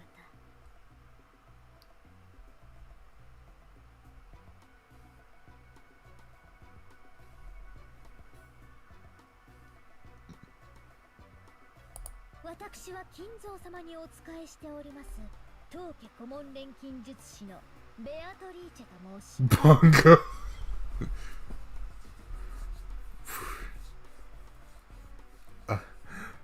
It's the first song I say I outright like in the soundtrack. Wait a minute. そんなアホな。黙って。長年にわたりご契約に従いお仕えしてまいりましたが、本日金蔵様よりその契約の終了を宣告されました。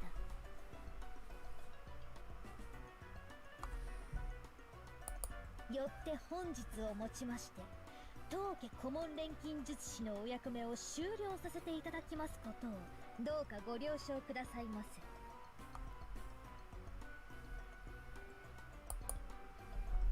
くだらん。ざれ言だ。 What nonsense. 聞くに耐えません。さてここで皆様に契約の一部をご説明しなければなりません。私ベアトリーチェは金蔵様にある条件とともに莫大な黄金の貸与をいたしました。その条件とは契約終了時に黄金のすべてを返還すること、そして利息として後ろ宮家のすべてを頂戴できるというものです。むちゃくちゃや。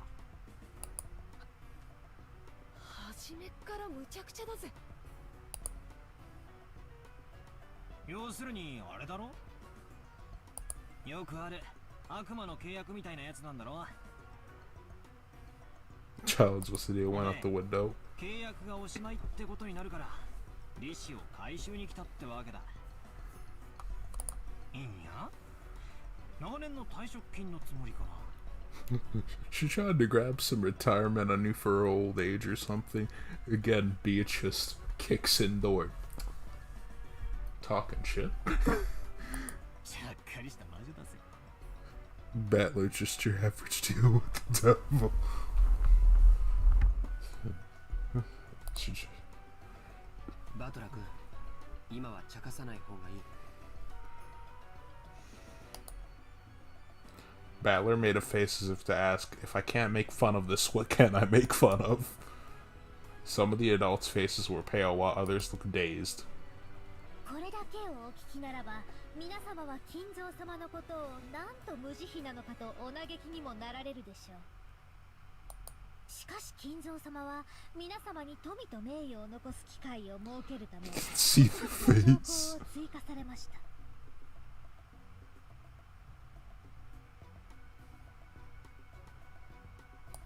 その条項が満たされた時に限り私は黄金と利子を回収する権利を永遠に失います。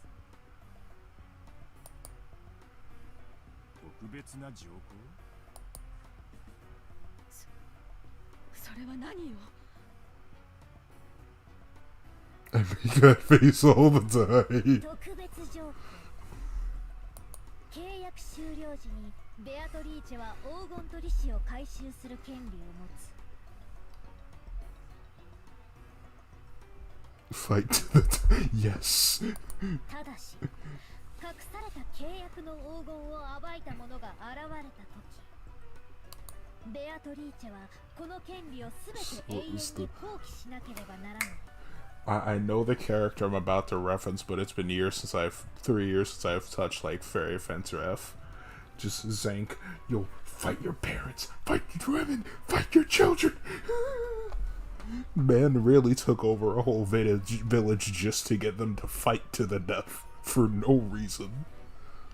利子の回収はこれより行いますが、もし皆様のうちの誰か一人でも特別条項を満たせたなら、すでに回収した分も含めて全てお返しいたします。なお、回収の手始めとしてすでに後宮本家の家督を受け継いだことを示す後宮家当主の指輪をお預かりさせていただきました。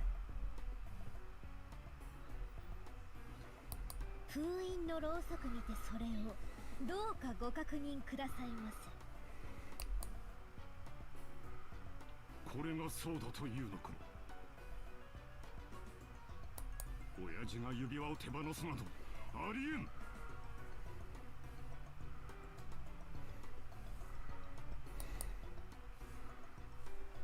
So went from fight to the deck to basically amaze. Yeah. Also, I appreciate this trolling and or Paper Mario music that's been playing in the background the whole time.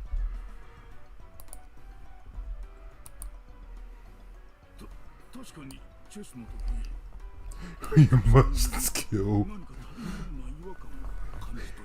We must murder Kenzo to appease the titty.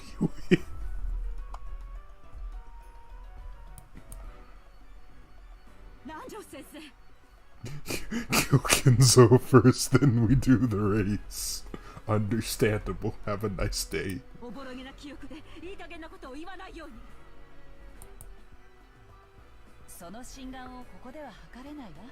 Hey, Spiral.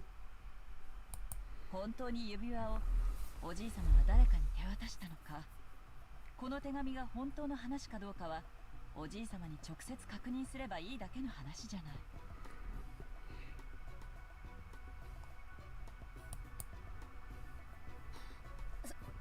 そうね。桐江さんの言う通りだわ。Are they serious? 金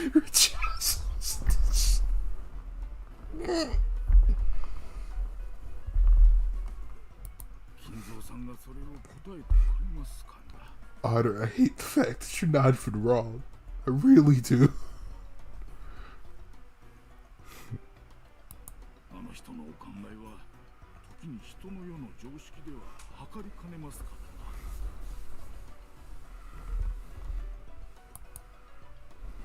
どのみちざれ言の息を出んの。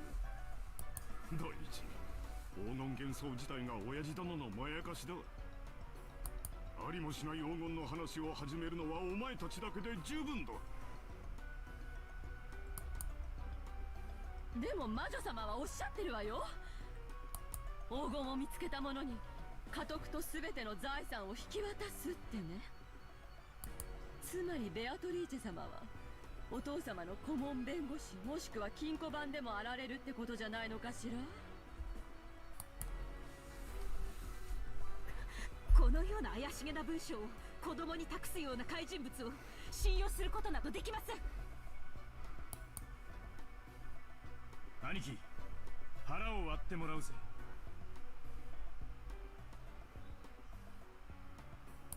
兄貴の知らない人物が親父の財産管理をしているようなことはあり得るのか。いや、それはない。私は当主代行として親父殿の全ての財産を把握している。私に知られずにそれらを自由にできる人間はいないはずだ。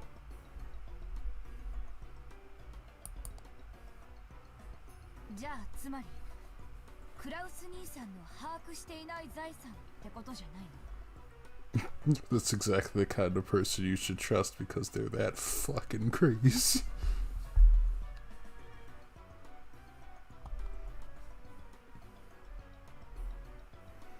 バカな、そんなものあるわけがない。あるわよ。兄さんが把握していないお父様の資産。そんなものあるわけがありません。 Dude, I might start reading Ultimate Muscle and Kinnikuman. I need some new shit. Like, Spyro, I'm gonna say I enjoy it, but there's definitely things that I can't look at and go, yeah, I can wholeheartedly recommend. Like, it's not, like, horrible, but there's still a decent amount of stuff where I'm sitting there like, if someone looked at me and said no, I would completely understand. Seems pretty hit or miss to me. Like, fair enough.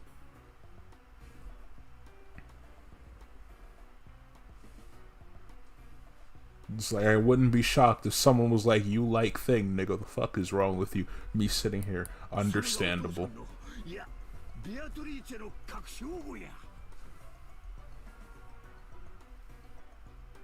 Down for hit or miss type shit.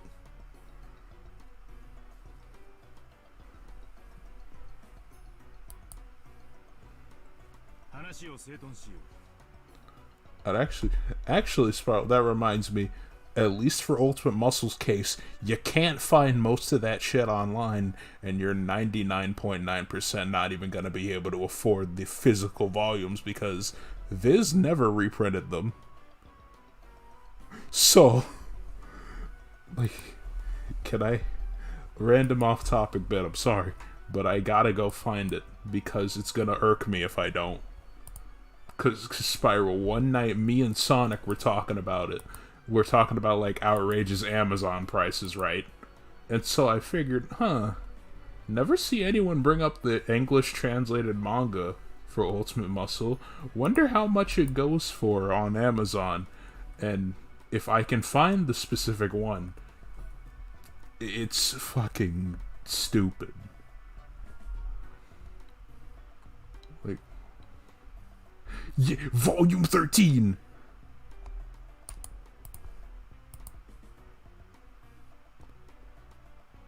See, now I need to do this in a way I don't dox myself. But being half-brained, we can come up with an easy solution.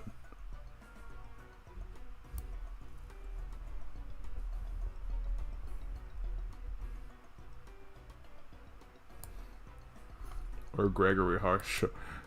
Yeah, to be fair. Yeah, but at the same time. Oh yeah, I don't have a way to well, no, I can. I can just go into browser Discord, post it to a bot, and then just download it.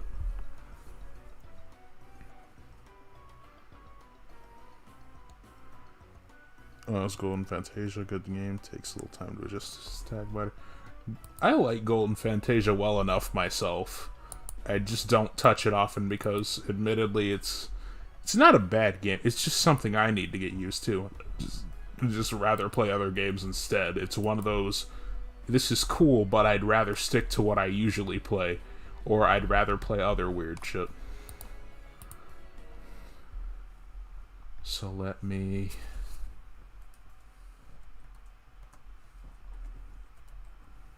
title this image, put it in pictures. I'm sorry for taking so long. I don't have this shit on hand.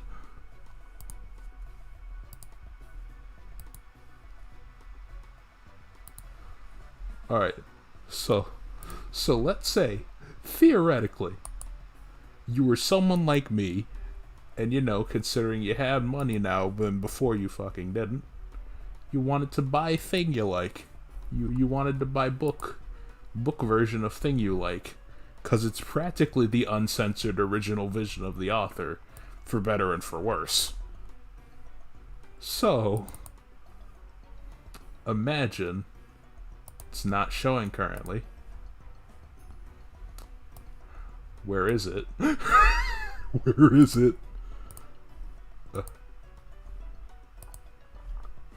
OBS, where's the image? The Kaniku mod cut. Yeah, where's the image? OBS, I'm genuinely trying to show off the... I'm just trying to show the image, man. All of this happening to this music series.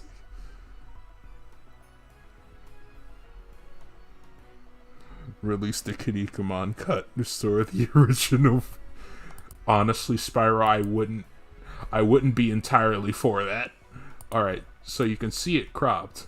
So specifically Volume 13. Now, a lot of the volumes go for over $100, but seeing the price for Volume 13 broke me. Because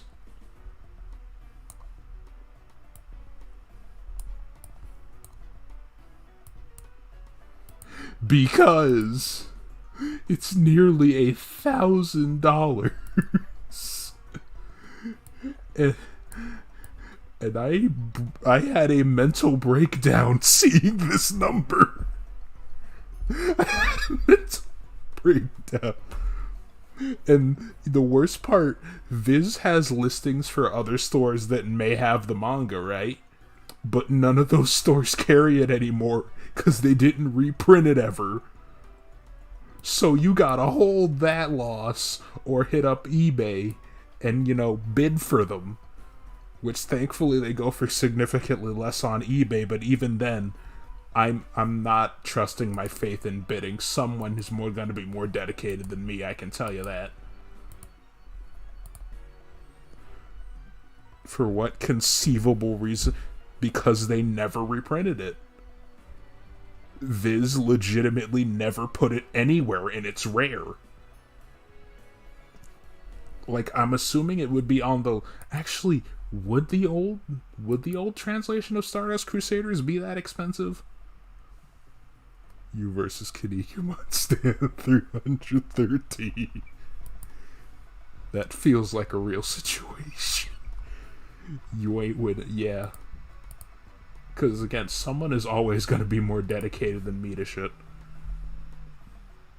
I actually need to check. Because I need to see if the old translation of JoJo's Bizarre Adventure Stardust Crusaders is going for super much. Because I know that version's also out of print.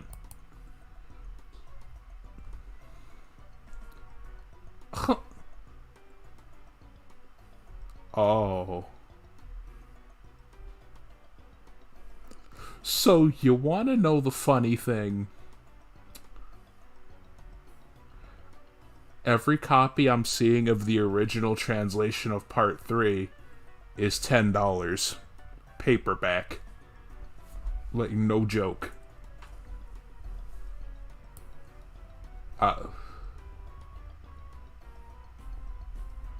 So, oh.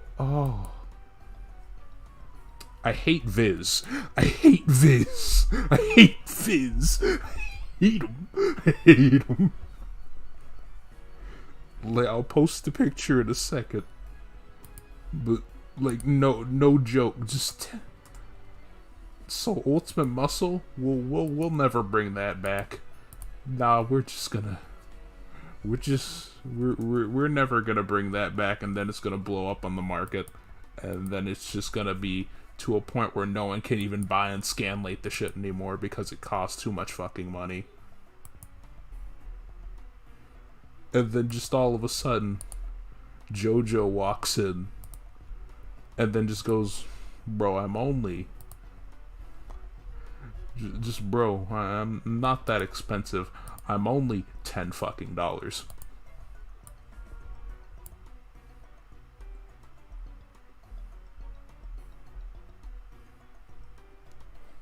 I hate it on this earth. Like, I love JoJo's Bizarre Adventure, but I hate it on this earth, man.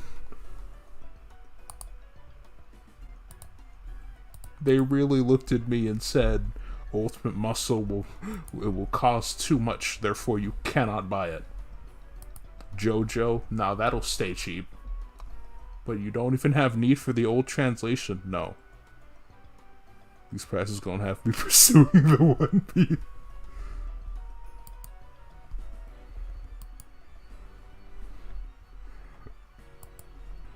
つまり親父には兄貴も知らない腹心がいた。そしてそいつはずっと黄金の番と運用を任されてきたわけだ。I have to keep going in order to not hurt myself farther. あるいは悪魔の契約まがいのルールで有志した神塚の大富豪。その腹心のベアトリーチェさんは I'm 自分の gonna 王 be 国を支持する相手として息子兄弟の誰がふさわしいか試したいということなのかしら。Like at a point, I'm wondering if people could just buy the Japanese version of the manga and just start translating from there.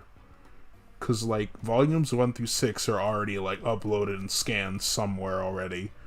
I think someone did volume 10 and 7 years ago, like 2 years ago. And they literally couldn't do more because, you know, the prices. Curious question was one that all the siblings wanted answered. Upon reflection, they realized that Kenzo's strange epitaph had hung in the hall beneath the witch's portrait for quite some time. And while it had long been whispered that whoever solved the puzzle would receive everything, no one had ever clearly stated it. It was just something that everyone had hoped might be true. And right here, right now, the thing they had hoped for had clearly been stated in Beatrice's letter. It was clearly specified that everything of the Ushiramiya family would be given to the one who found the gold. 黄金の隠し場所については、すでに金蔵様が私の肖像画の下に碑文にて公示されております。条件は、碑文を読むことができるものすべてに公平に。黄金を暴けたなら、私はすべてをお返しするでしょう。それではどうか今宵も金蔵様との知恵比べにて存分にお楽しみくださいませ。今宵が知的かつ優雅な夜になるよう心よりお祈りいたしております。黄金のベアトリーチ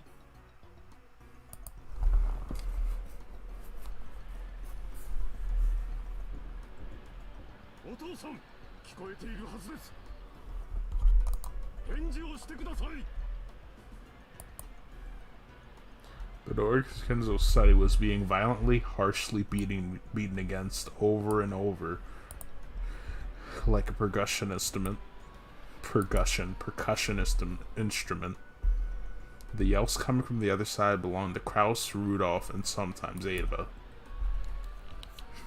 It was the siblings who were trying to intrude upon Kenzo's study to question him about the truth behind that mysterious letter. Kenzo was eating.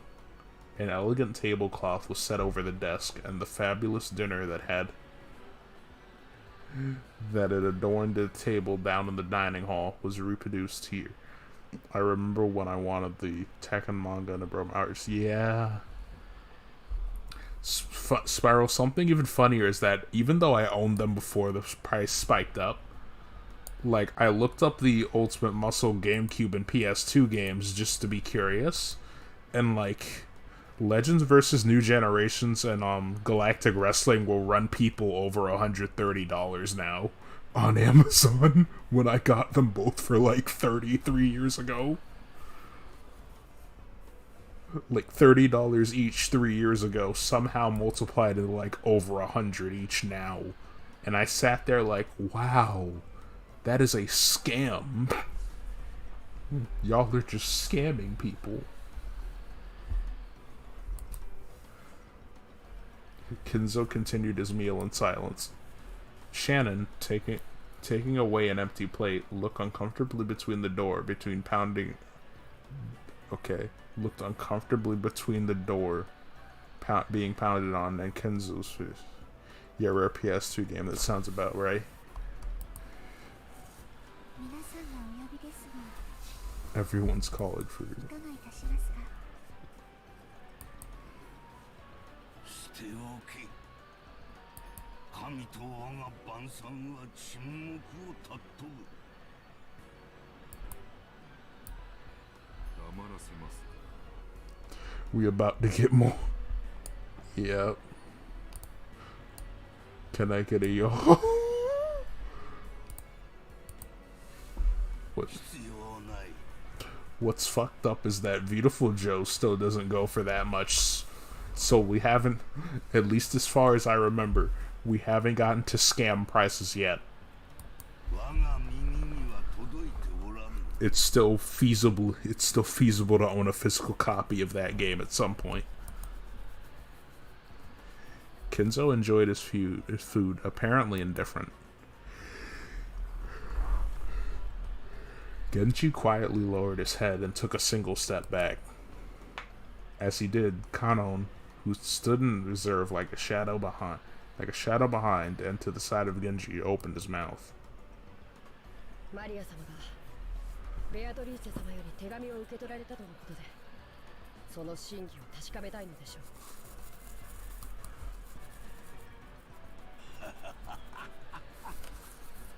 あやつめ、早速始めおったか。さあ、ベアトリーチェ、かけるコインに不足はあるまい。存分に今宵を楽しもうではないか。負ける気はないぞ。お前の微笑みは永遠に私のものだ。もう一度見られるなら、富も名誉も我が命すらも惜しくはない。さて、ルーレットは回り始めた。ボールはどのポケットに落ちるのか。ノワールかルージュか、それとも親の総取りか。さあ始めるがいい、ベアトリーチェ。私が再びお前に奇跡の力というものを見せてやる。 They're working on my Chris Lotta Starscream voice. It's a bit old.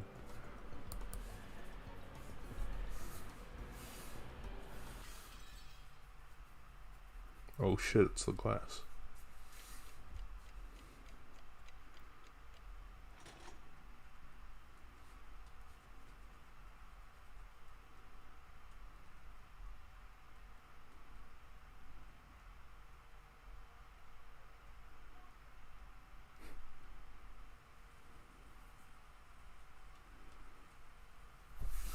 The strange letter that the witch had entrusted to Maria wiped all the memories from dinner from our minds.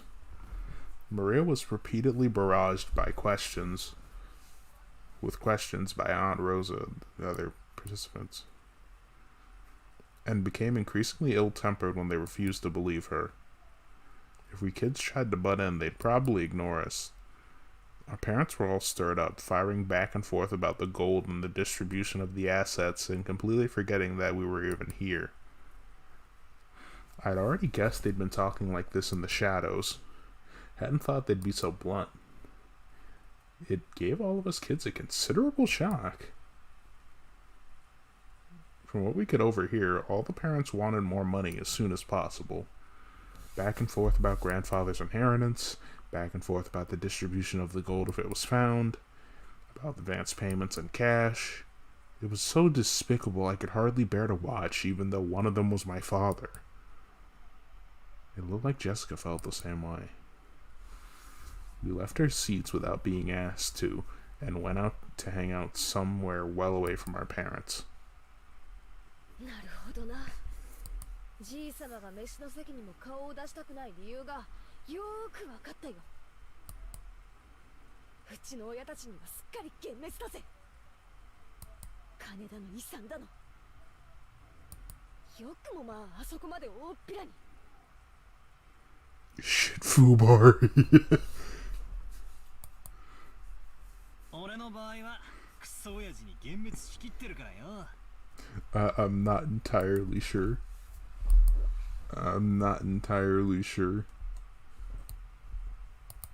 Kinda waiting. Yeah, things haven't gotten super bad yet. I was kind of hoping they'd get super bad by this point. これ以上評価の下がりようがないぜ。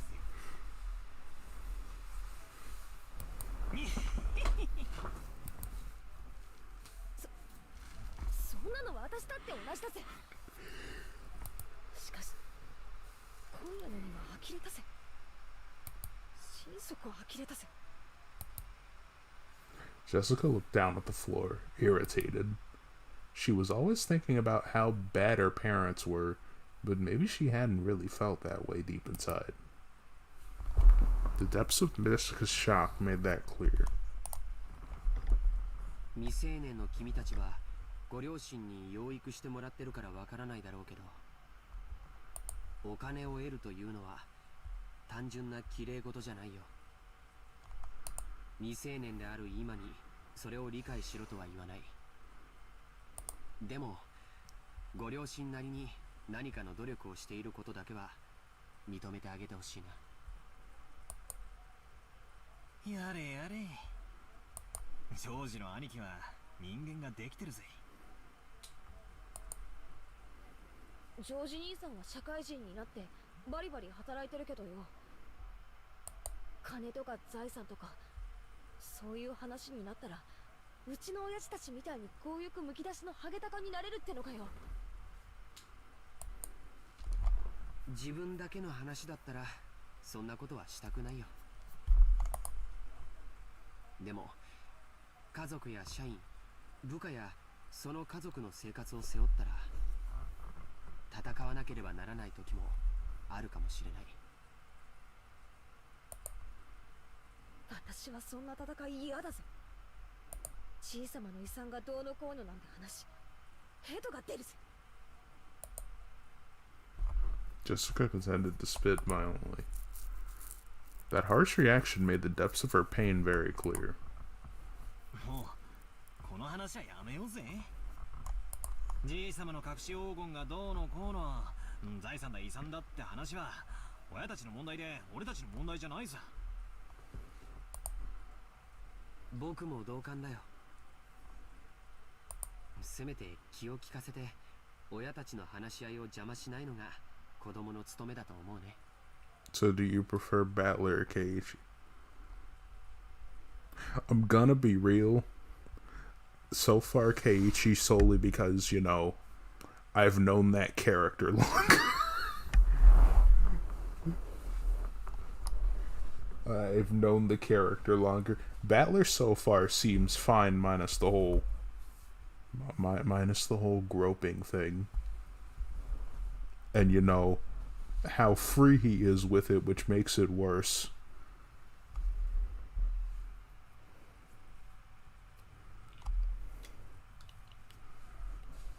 But I like him decently enough minus that one thing so far.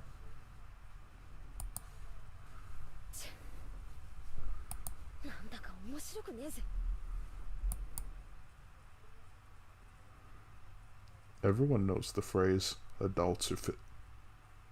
Bitch, where the fuck did this phrase come from? I ain't never heard of this.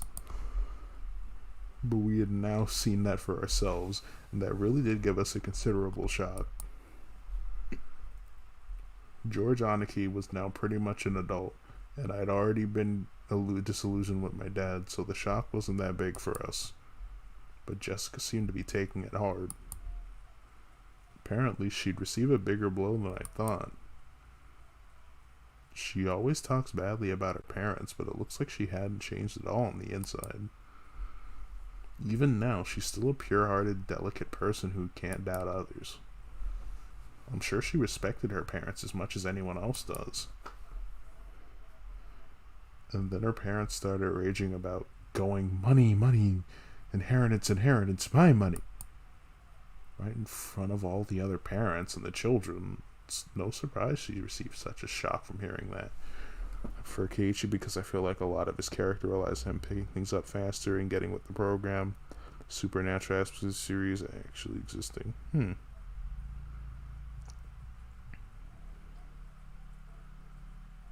You know, I'm slow because my brain was gonna was gonna go, he's sometimes smart, but he's also sometimes the biggest idiot. But he's also funny. That's kind of what, like, when people, like, my brain is weird because sometimes it can go into the analytical reasons why I like something, and then the other time it's just like, there's no reason. He's just likable to me. Keiichi was one of those. I like him. I like him as a character enough to where I'm sitting there like, yeah, he's cool. He is funny. Very much. Just, he funny. Ha. ジェシカちゃん、どうかお父さんとお母さんのことを嫌いにならないで。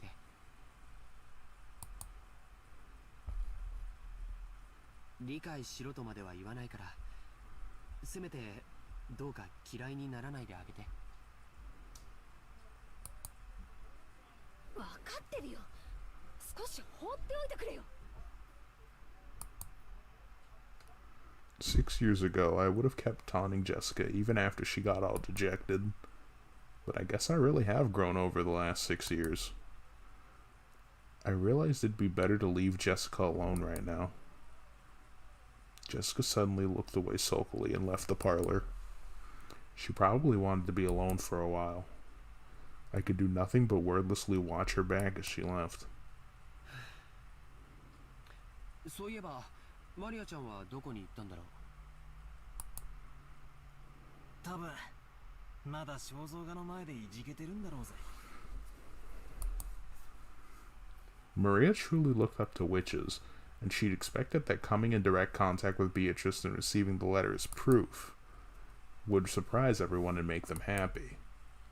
However, the adults had doubted its authenticity, thoroughly bombarding Maria with questions and refusing to accept her story.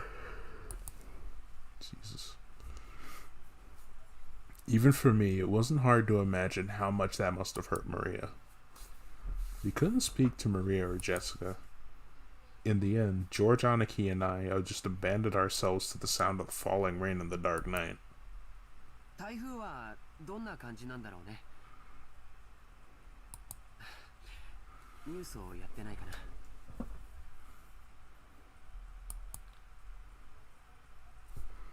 George Aniki started walking over to the corner of the parlor where the television was. He hadn't called me over, and I really couldn't have cared less where the typhoon was on the sea now. So without going over to the television, I loitered around the window. そんなに風は出てなさそうだけど、海の上はひどいのかしらね。天気予報では暴風警報も聞いてたんだけど。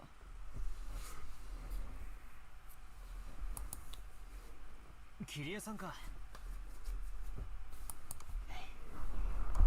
大人たちの積もる話はどんな感じなんすか？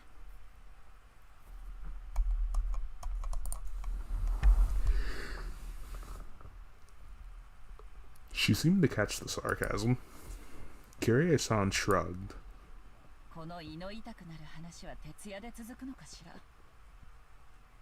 嫌になるわ。まあ、せいぜいよろしく。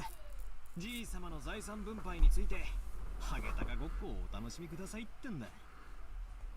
最低の気分だぜ。それに関しては同感よ。バトラ君みたいに席が外せるなら私もそうしたいわ。でもそうもいかない。たとえ発言権がなくてもね。パートナーも大変よ。Kyrie-san took a deep breath, smiling bitterly. That's right. They probably wouldn't let Kyrie-san speak since she's only married into the family. Still, as Dad's partner, she's had no choice but to stay by his side and support him. She's probably had to bear the full brunt of his mental pressure more than me. I wasn't gonna apologize, but realizing that I'd spoken too harshly, I cut the sarcasm for the time being. どんな感じなんすか？相変わらず謎の魔女ベアトリーチェの話題で持ちきりですか？まあね。あの人たちはおじい様が亡くなった時の遺産分配について兄弟4人で話をまとめようとずっと密約を重ねてきた。そこへ未知の5人目が現れて話をややこしくしようっていうんだから、穏便な話のわけもないわ。互いを罵り合ったり、かと思えば共闘しようってことになったり。夏日姉さんでなくても頭痛がしてくるところよ。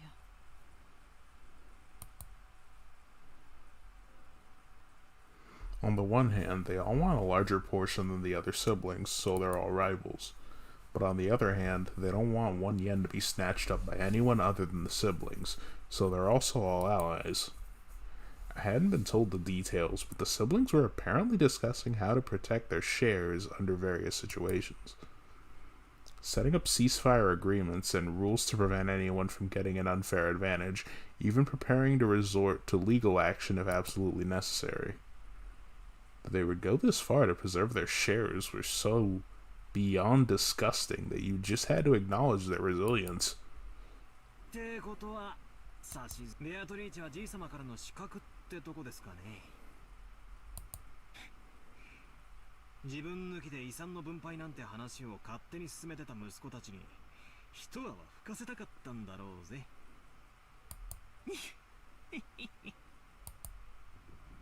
何者かしらね、ベアトリーチェって。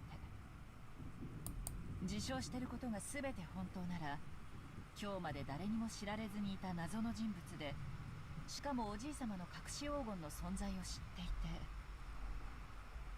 その上当主の指輪まで委ねられている。相当に信頼された人物ね。さすがにほうきにまたがった魔女だとは思わないっすけど、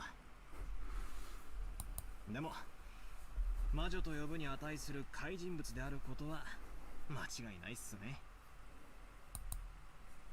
マリアちゃんがそのあたりのことを詳しく話してくれればいいのだけど、みんな小さい子にがっつきすぎだわ。すっかり怯えてしまって聞けるものも聞けなくなってしまった。あの人たち北風と太陽とか読んだことないのかしら。確かなのはマリアがベアトリーチェと名乗る人物から手紙を受け取ったこと。自分で現れて直接話せばいいものを手紙を託して今もどこかに身を潜めているっていうシャイな怪人物ですけどね。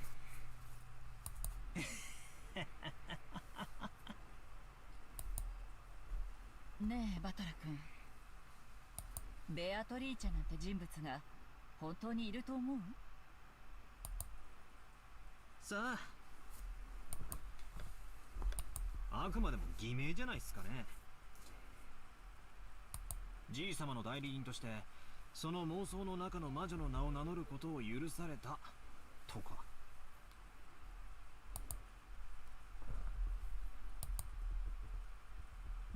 そうじゃなくて、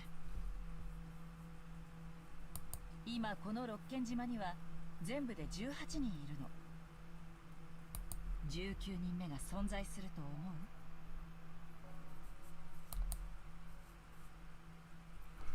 う？ Are there really a full 18 people on this island right now? Wondering about that, I began counting on my fingers, and it really did come out to that many. 19人目が存在すると思うって、どういう意味ですか？言葉通りの意味よ。マリアちゃんに傘を貸した人物は私たち18人の中にはいないらしい。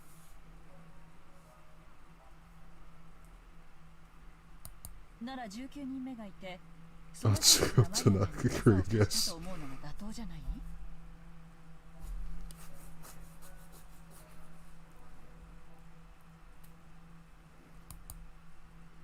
まあ、そうなります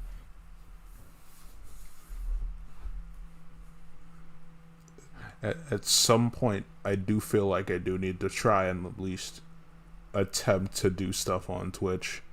I only still do stuff on YouTube in general because it requires less brain power because there's just a go live. Oh, I just edit the thing and then I go live. That's all I have to do.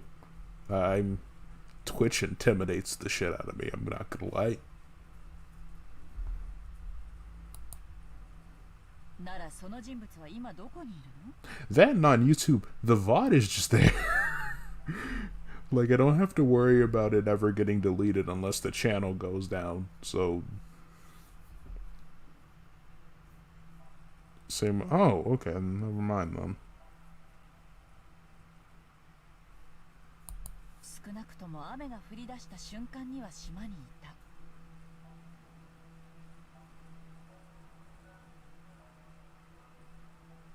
そしてその後はどんどん天気が悪化して、とても船なんか出せない状態。となれば、その人物はまだ島の中にいて、どこかで雨宿りをしていなくてはならない。The least amount of stream from console, but that's tried test streaming and recording. See if your PC can handle it. Oh god.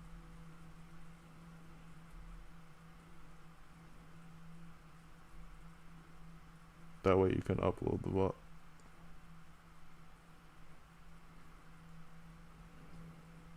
You know, my brain didn't think of that. Really didn't. 私たち誰の目にも触れずね。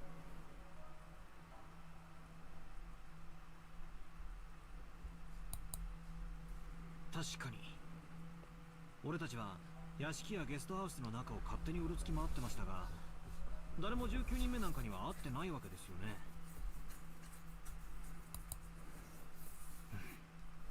でもまあこれだけの広さのある島ですし、屋敷やゲストハウス以外に雨宿りできるところだってあるのかも。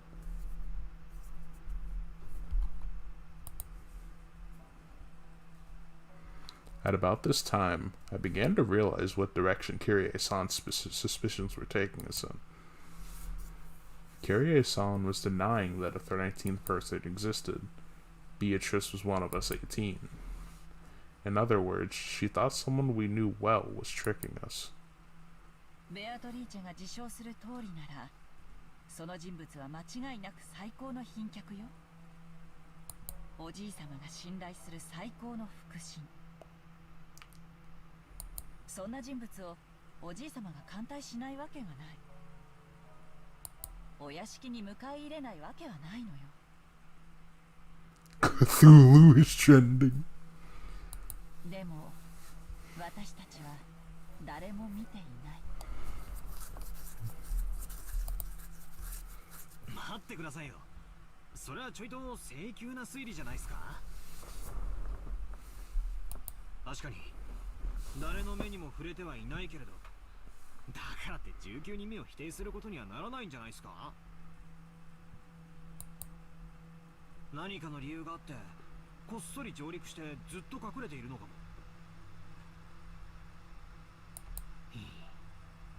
悪魔の証明ってやつっすよ。Devil's proof. いることを証明するのはたやすい。ベアトリーチェってやつが俺たちの前に現れて挨拶すりゃ解決する。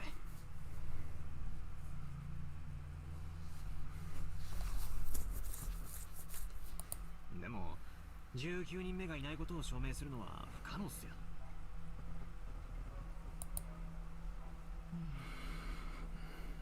バトラ君の推理の仕方は悪くないわ。現在の状況では19人目の存在を認めるにも否定するにも情報が足りない。でもね、チェス盤をひっくり返して考えるとほぼ19人目はありえないって断言できちゃうのよ。Spin the chessboard around was one of Kyrie's favorite places. Gotta go to see. Alright, Spiral. Spin the chessboard around was one of Kyrie-san's favorite phrases.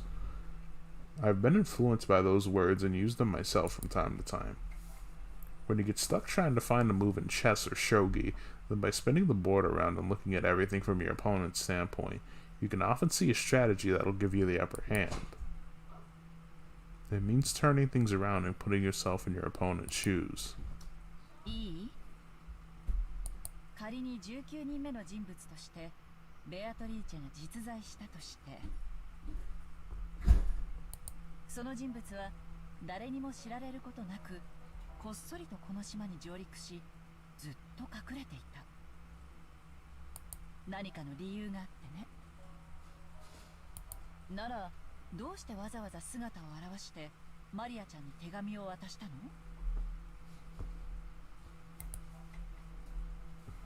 It really was a contradiction. If they had some reason for hiding themselves, they should have stayed hidden the whole time. But even so, they had appeared openly in front of Maria. それはほらマリアも言ってた。メッセンジャーにされたって言ってたじゃないですか。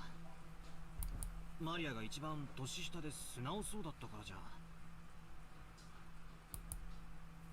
メッセンジャーなんて必要なの？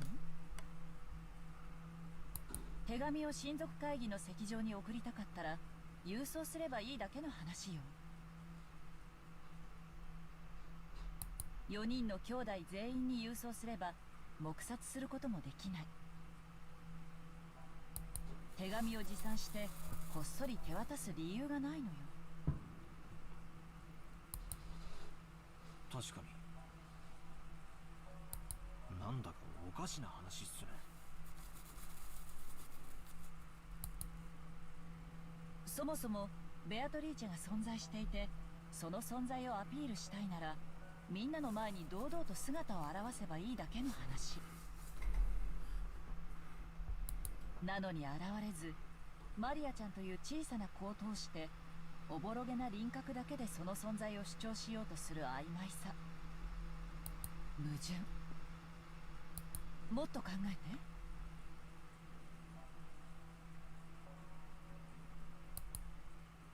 マリアちゃんの前に姿を現し19人目の存在を印象づけるという点と、にもかかわらず今この瞬間も私たちの前に姿を現さず隠れ続けている点、これらの矛盾。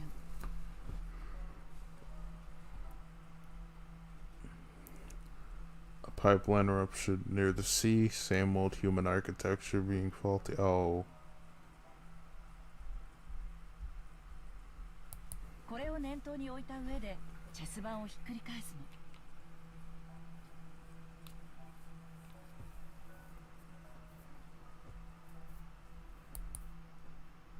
つまり19人目の人物としてベアトリーチェがいると印象づけたい人物の目論見は何かよ。姿を隠したい人物ならその存在をアピールするわけがない。そして姿を現したい人物なら手紙を託すなんて遠回しをするわけがない。ってことは簡単よ。ベアトリーチェは18人の中にいるのよ。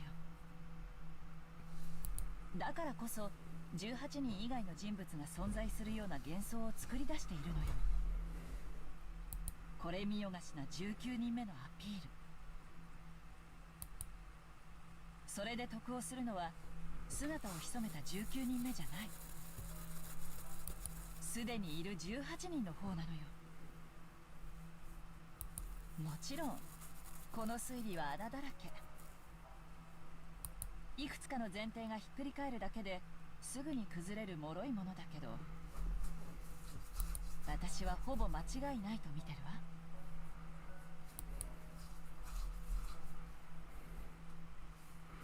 This is starting to feel pretty creepy.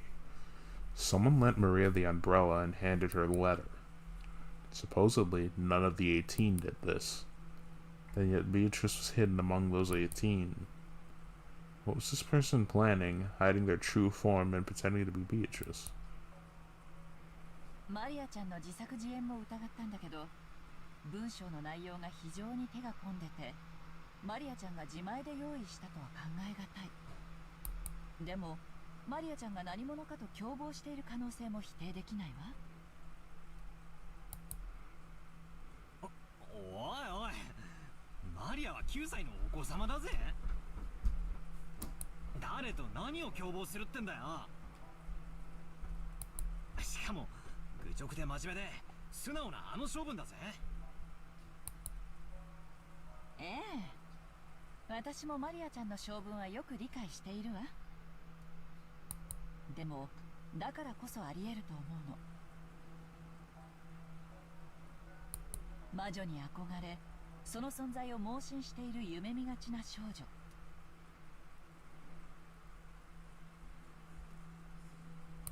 そこにベアトリーチェと名乗る人物が現れて魔女だと名乗ったら、彼女はそれを大喜びで鵜呑みにして信じるんじゃないかしら。つまりあの肖像画のごついドレスを着て変装すればマリアを騙すことは難しくないと。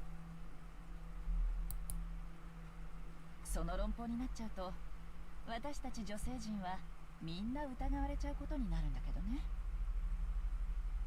とにかくマリアちゃんが何者に出会ったのか、それの詳細を聞くことがこの謎を解く一番にして最も身近な鍵なのよ。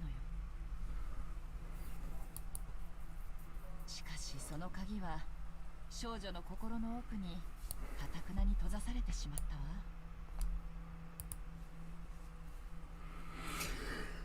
みんなが頭ごなしに魔女の存在を否定し、一体その人物は誰なのかと問い詰めすぎた。マリアちゃんは当分大人には心を開かないでしょうね。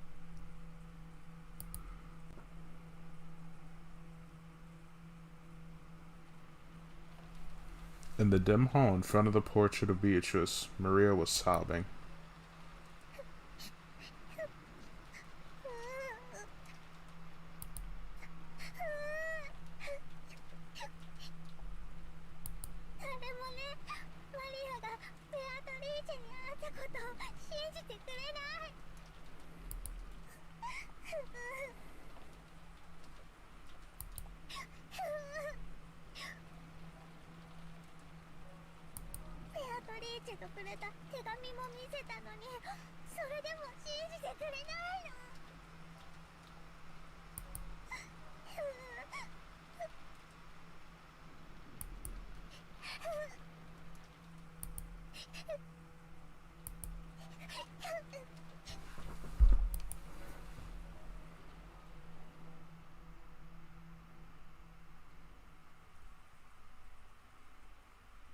とにかく鍵はマリアちゃんが握ってるわ。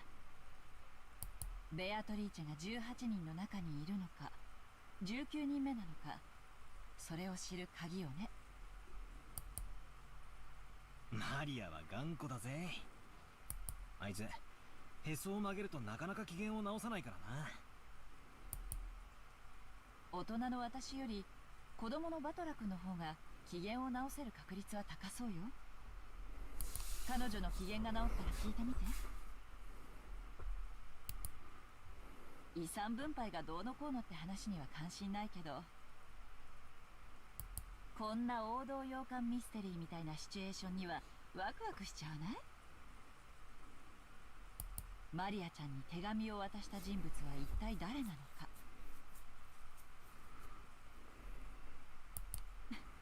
知的好奇心がうずくわ。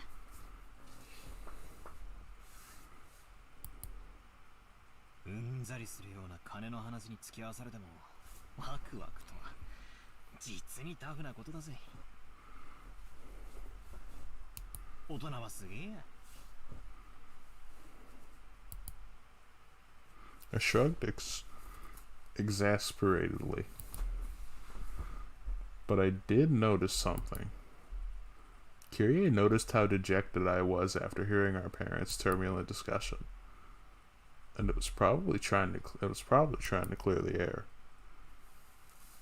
At the very least, I recovered enough to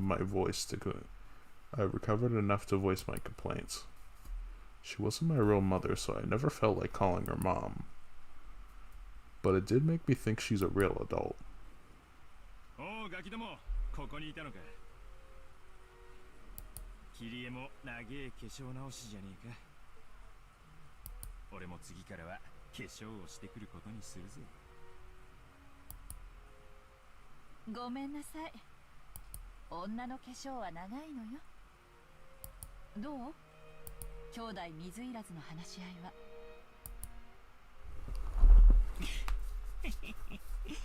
さぞや和気あいあいとしてるだろうよ。Kiryu-san poked the wet spot under my arm with her elbow. 一度頭を冷やそうってことで小休止さ。こりゃ夜通しになりそうだぜ。泣けてくれ。His way of talking hadn't changed. He couldn't completely hide his fatigue. Couldn't say I was sympathetic, but he looked pitiful compared to his normal, energetic self. しかしひでえ雨だな。ゲストハウスに戻るのが嫌になるぜ。夏日姉さんが屋敷で泊まれるよう準備してくれたらしい。どうする？3階になった時に考えてもいいんじゃない？部屋に戻る体力もなくなってたら、その時はお世話になりましょうよ。そうだね。その時に考えりゃいいか。バトラーはどうする？俺がいちゃお邪魔だろうからよ。気使って向こうに戻るぜ。そうか。すぐ戻るのか。さあな。一人で戻ったって寂しいしよ。子供全員で揃って帰ることにするぜ。そうだな。そうするといい。それでバトラー、お前今夜はそうは簡単には寝ないだろう。多分いとこたちとおしゃべりしてるだろうからな。夜更かししそうな気配はあるぜ。それがどうかしたのかい？そうか。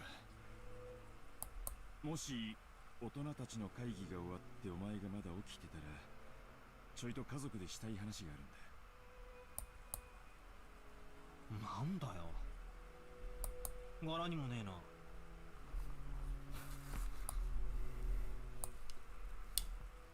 Apparently, Kyrie-san was thinking the same thing. What are you talking about? She asked him in a small voice. Like Kyrie-san didn't have a clue what Dad meant either. キリエにも聞いてもらいたい話だ。後で話すから、今は聞くな。頼む。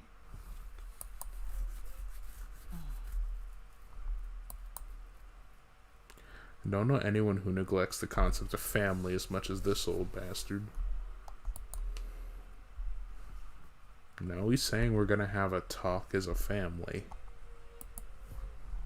Both Kyrie-san and I couldn't help but get wide-eyed. そうビビった顔すんなよ。ビビりてえのは俺の方なんだ。何しろ。At that point, he swallowed his words for an instant, even though putting on airs of importance wasn't much like my dad. 気持ち悪いぜ、親父。今、家族は全員揃ってるじゃねえかよ。もったいぶらずに言えよ。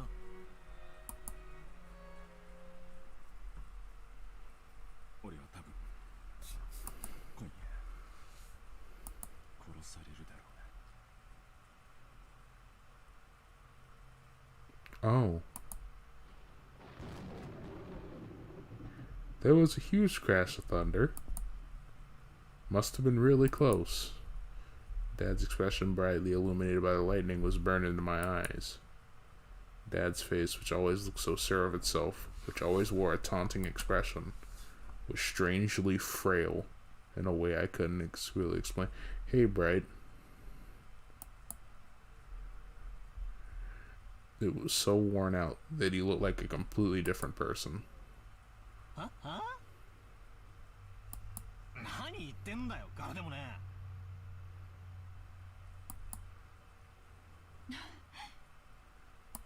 同感よ。どうしたの？急に弱気ね。あなたらしくもない。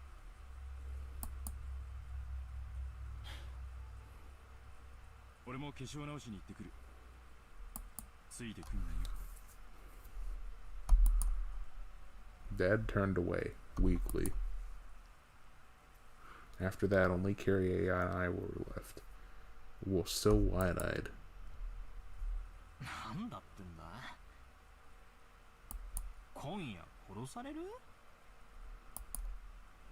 まさかあの妙な手紙のせいで親父ビビっちまったのか？連続殺人者の映画の見過ぎだぜ。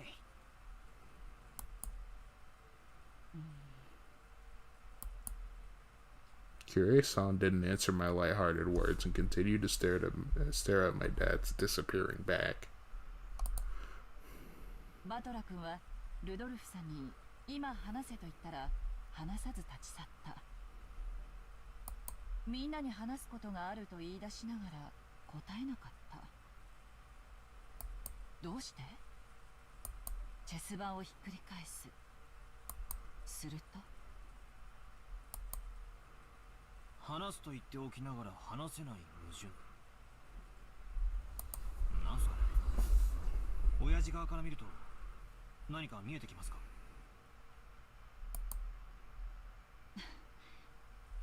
ええ、見えるわよ。話したいことがある。でも自分から言い出す勇気がない。だから追ってきて俺に話しかけて聞き出してくれが正解ね。ついてくるなも逆の意味よ。ついてきて俺を問い詰めてくれが正解。まったく甘えん坊さんなんだから。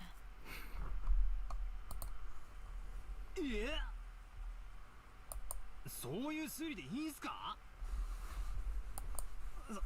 そんなめちゃくちゃな。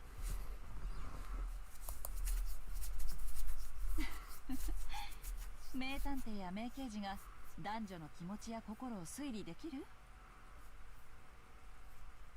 できないでしょ？異性の気持ちを探るのは何次元のトリックを暴くよりはるかに高度な技術なのよ。私に言わせれば名作推理小説より恋愛小説の方がよっぽど難解なミステリーなんだから。はあ、そういうもんすかね。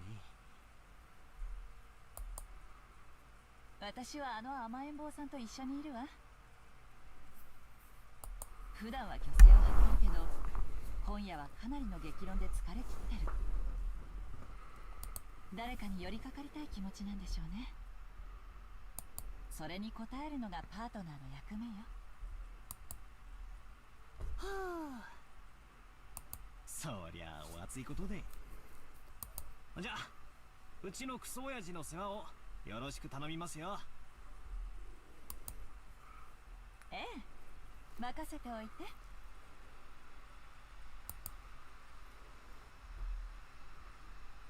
I called out to Kyrie-san's departing bag. え？何？いや、ありがとよって。おかげで陰鬱な気分がだいぶ晴れたぜ。ならよかった。コミュニケーションは大事ね。After answering with a wink, Kyrie-san followed after Dad.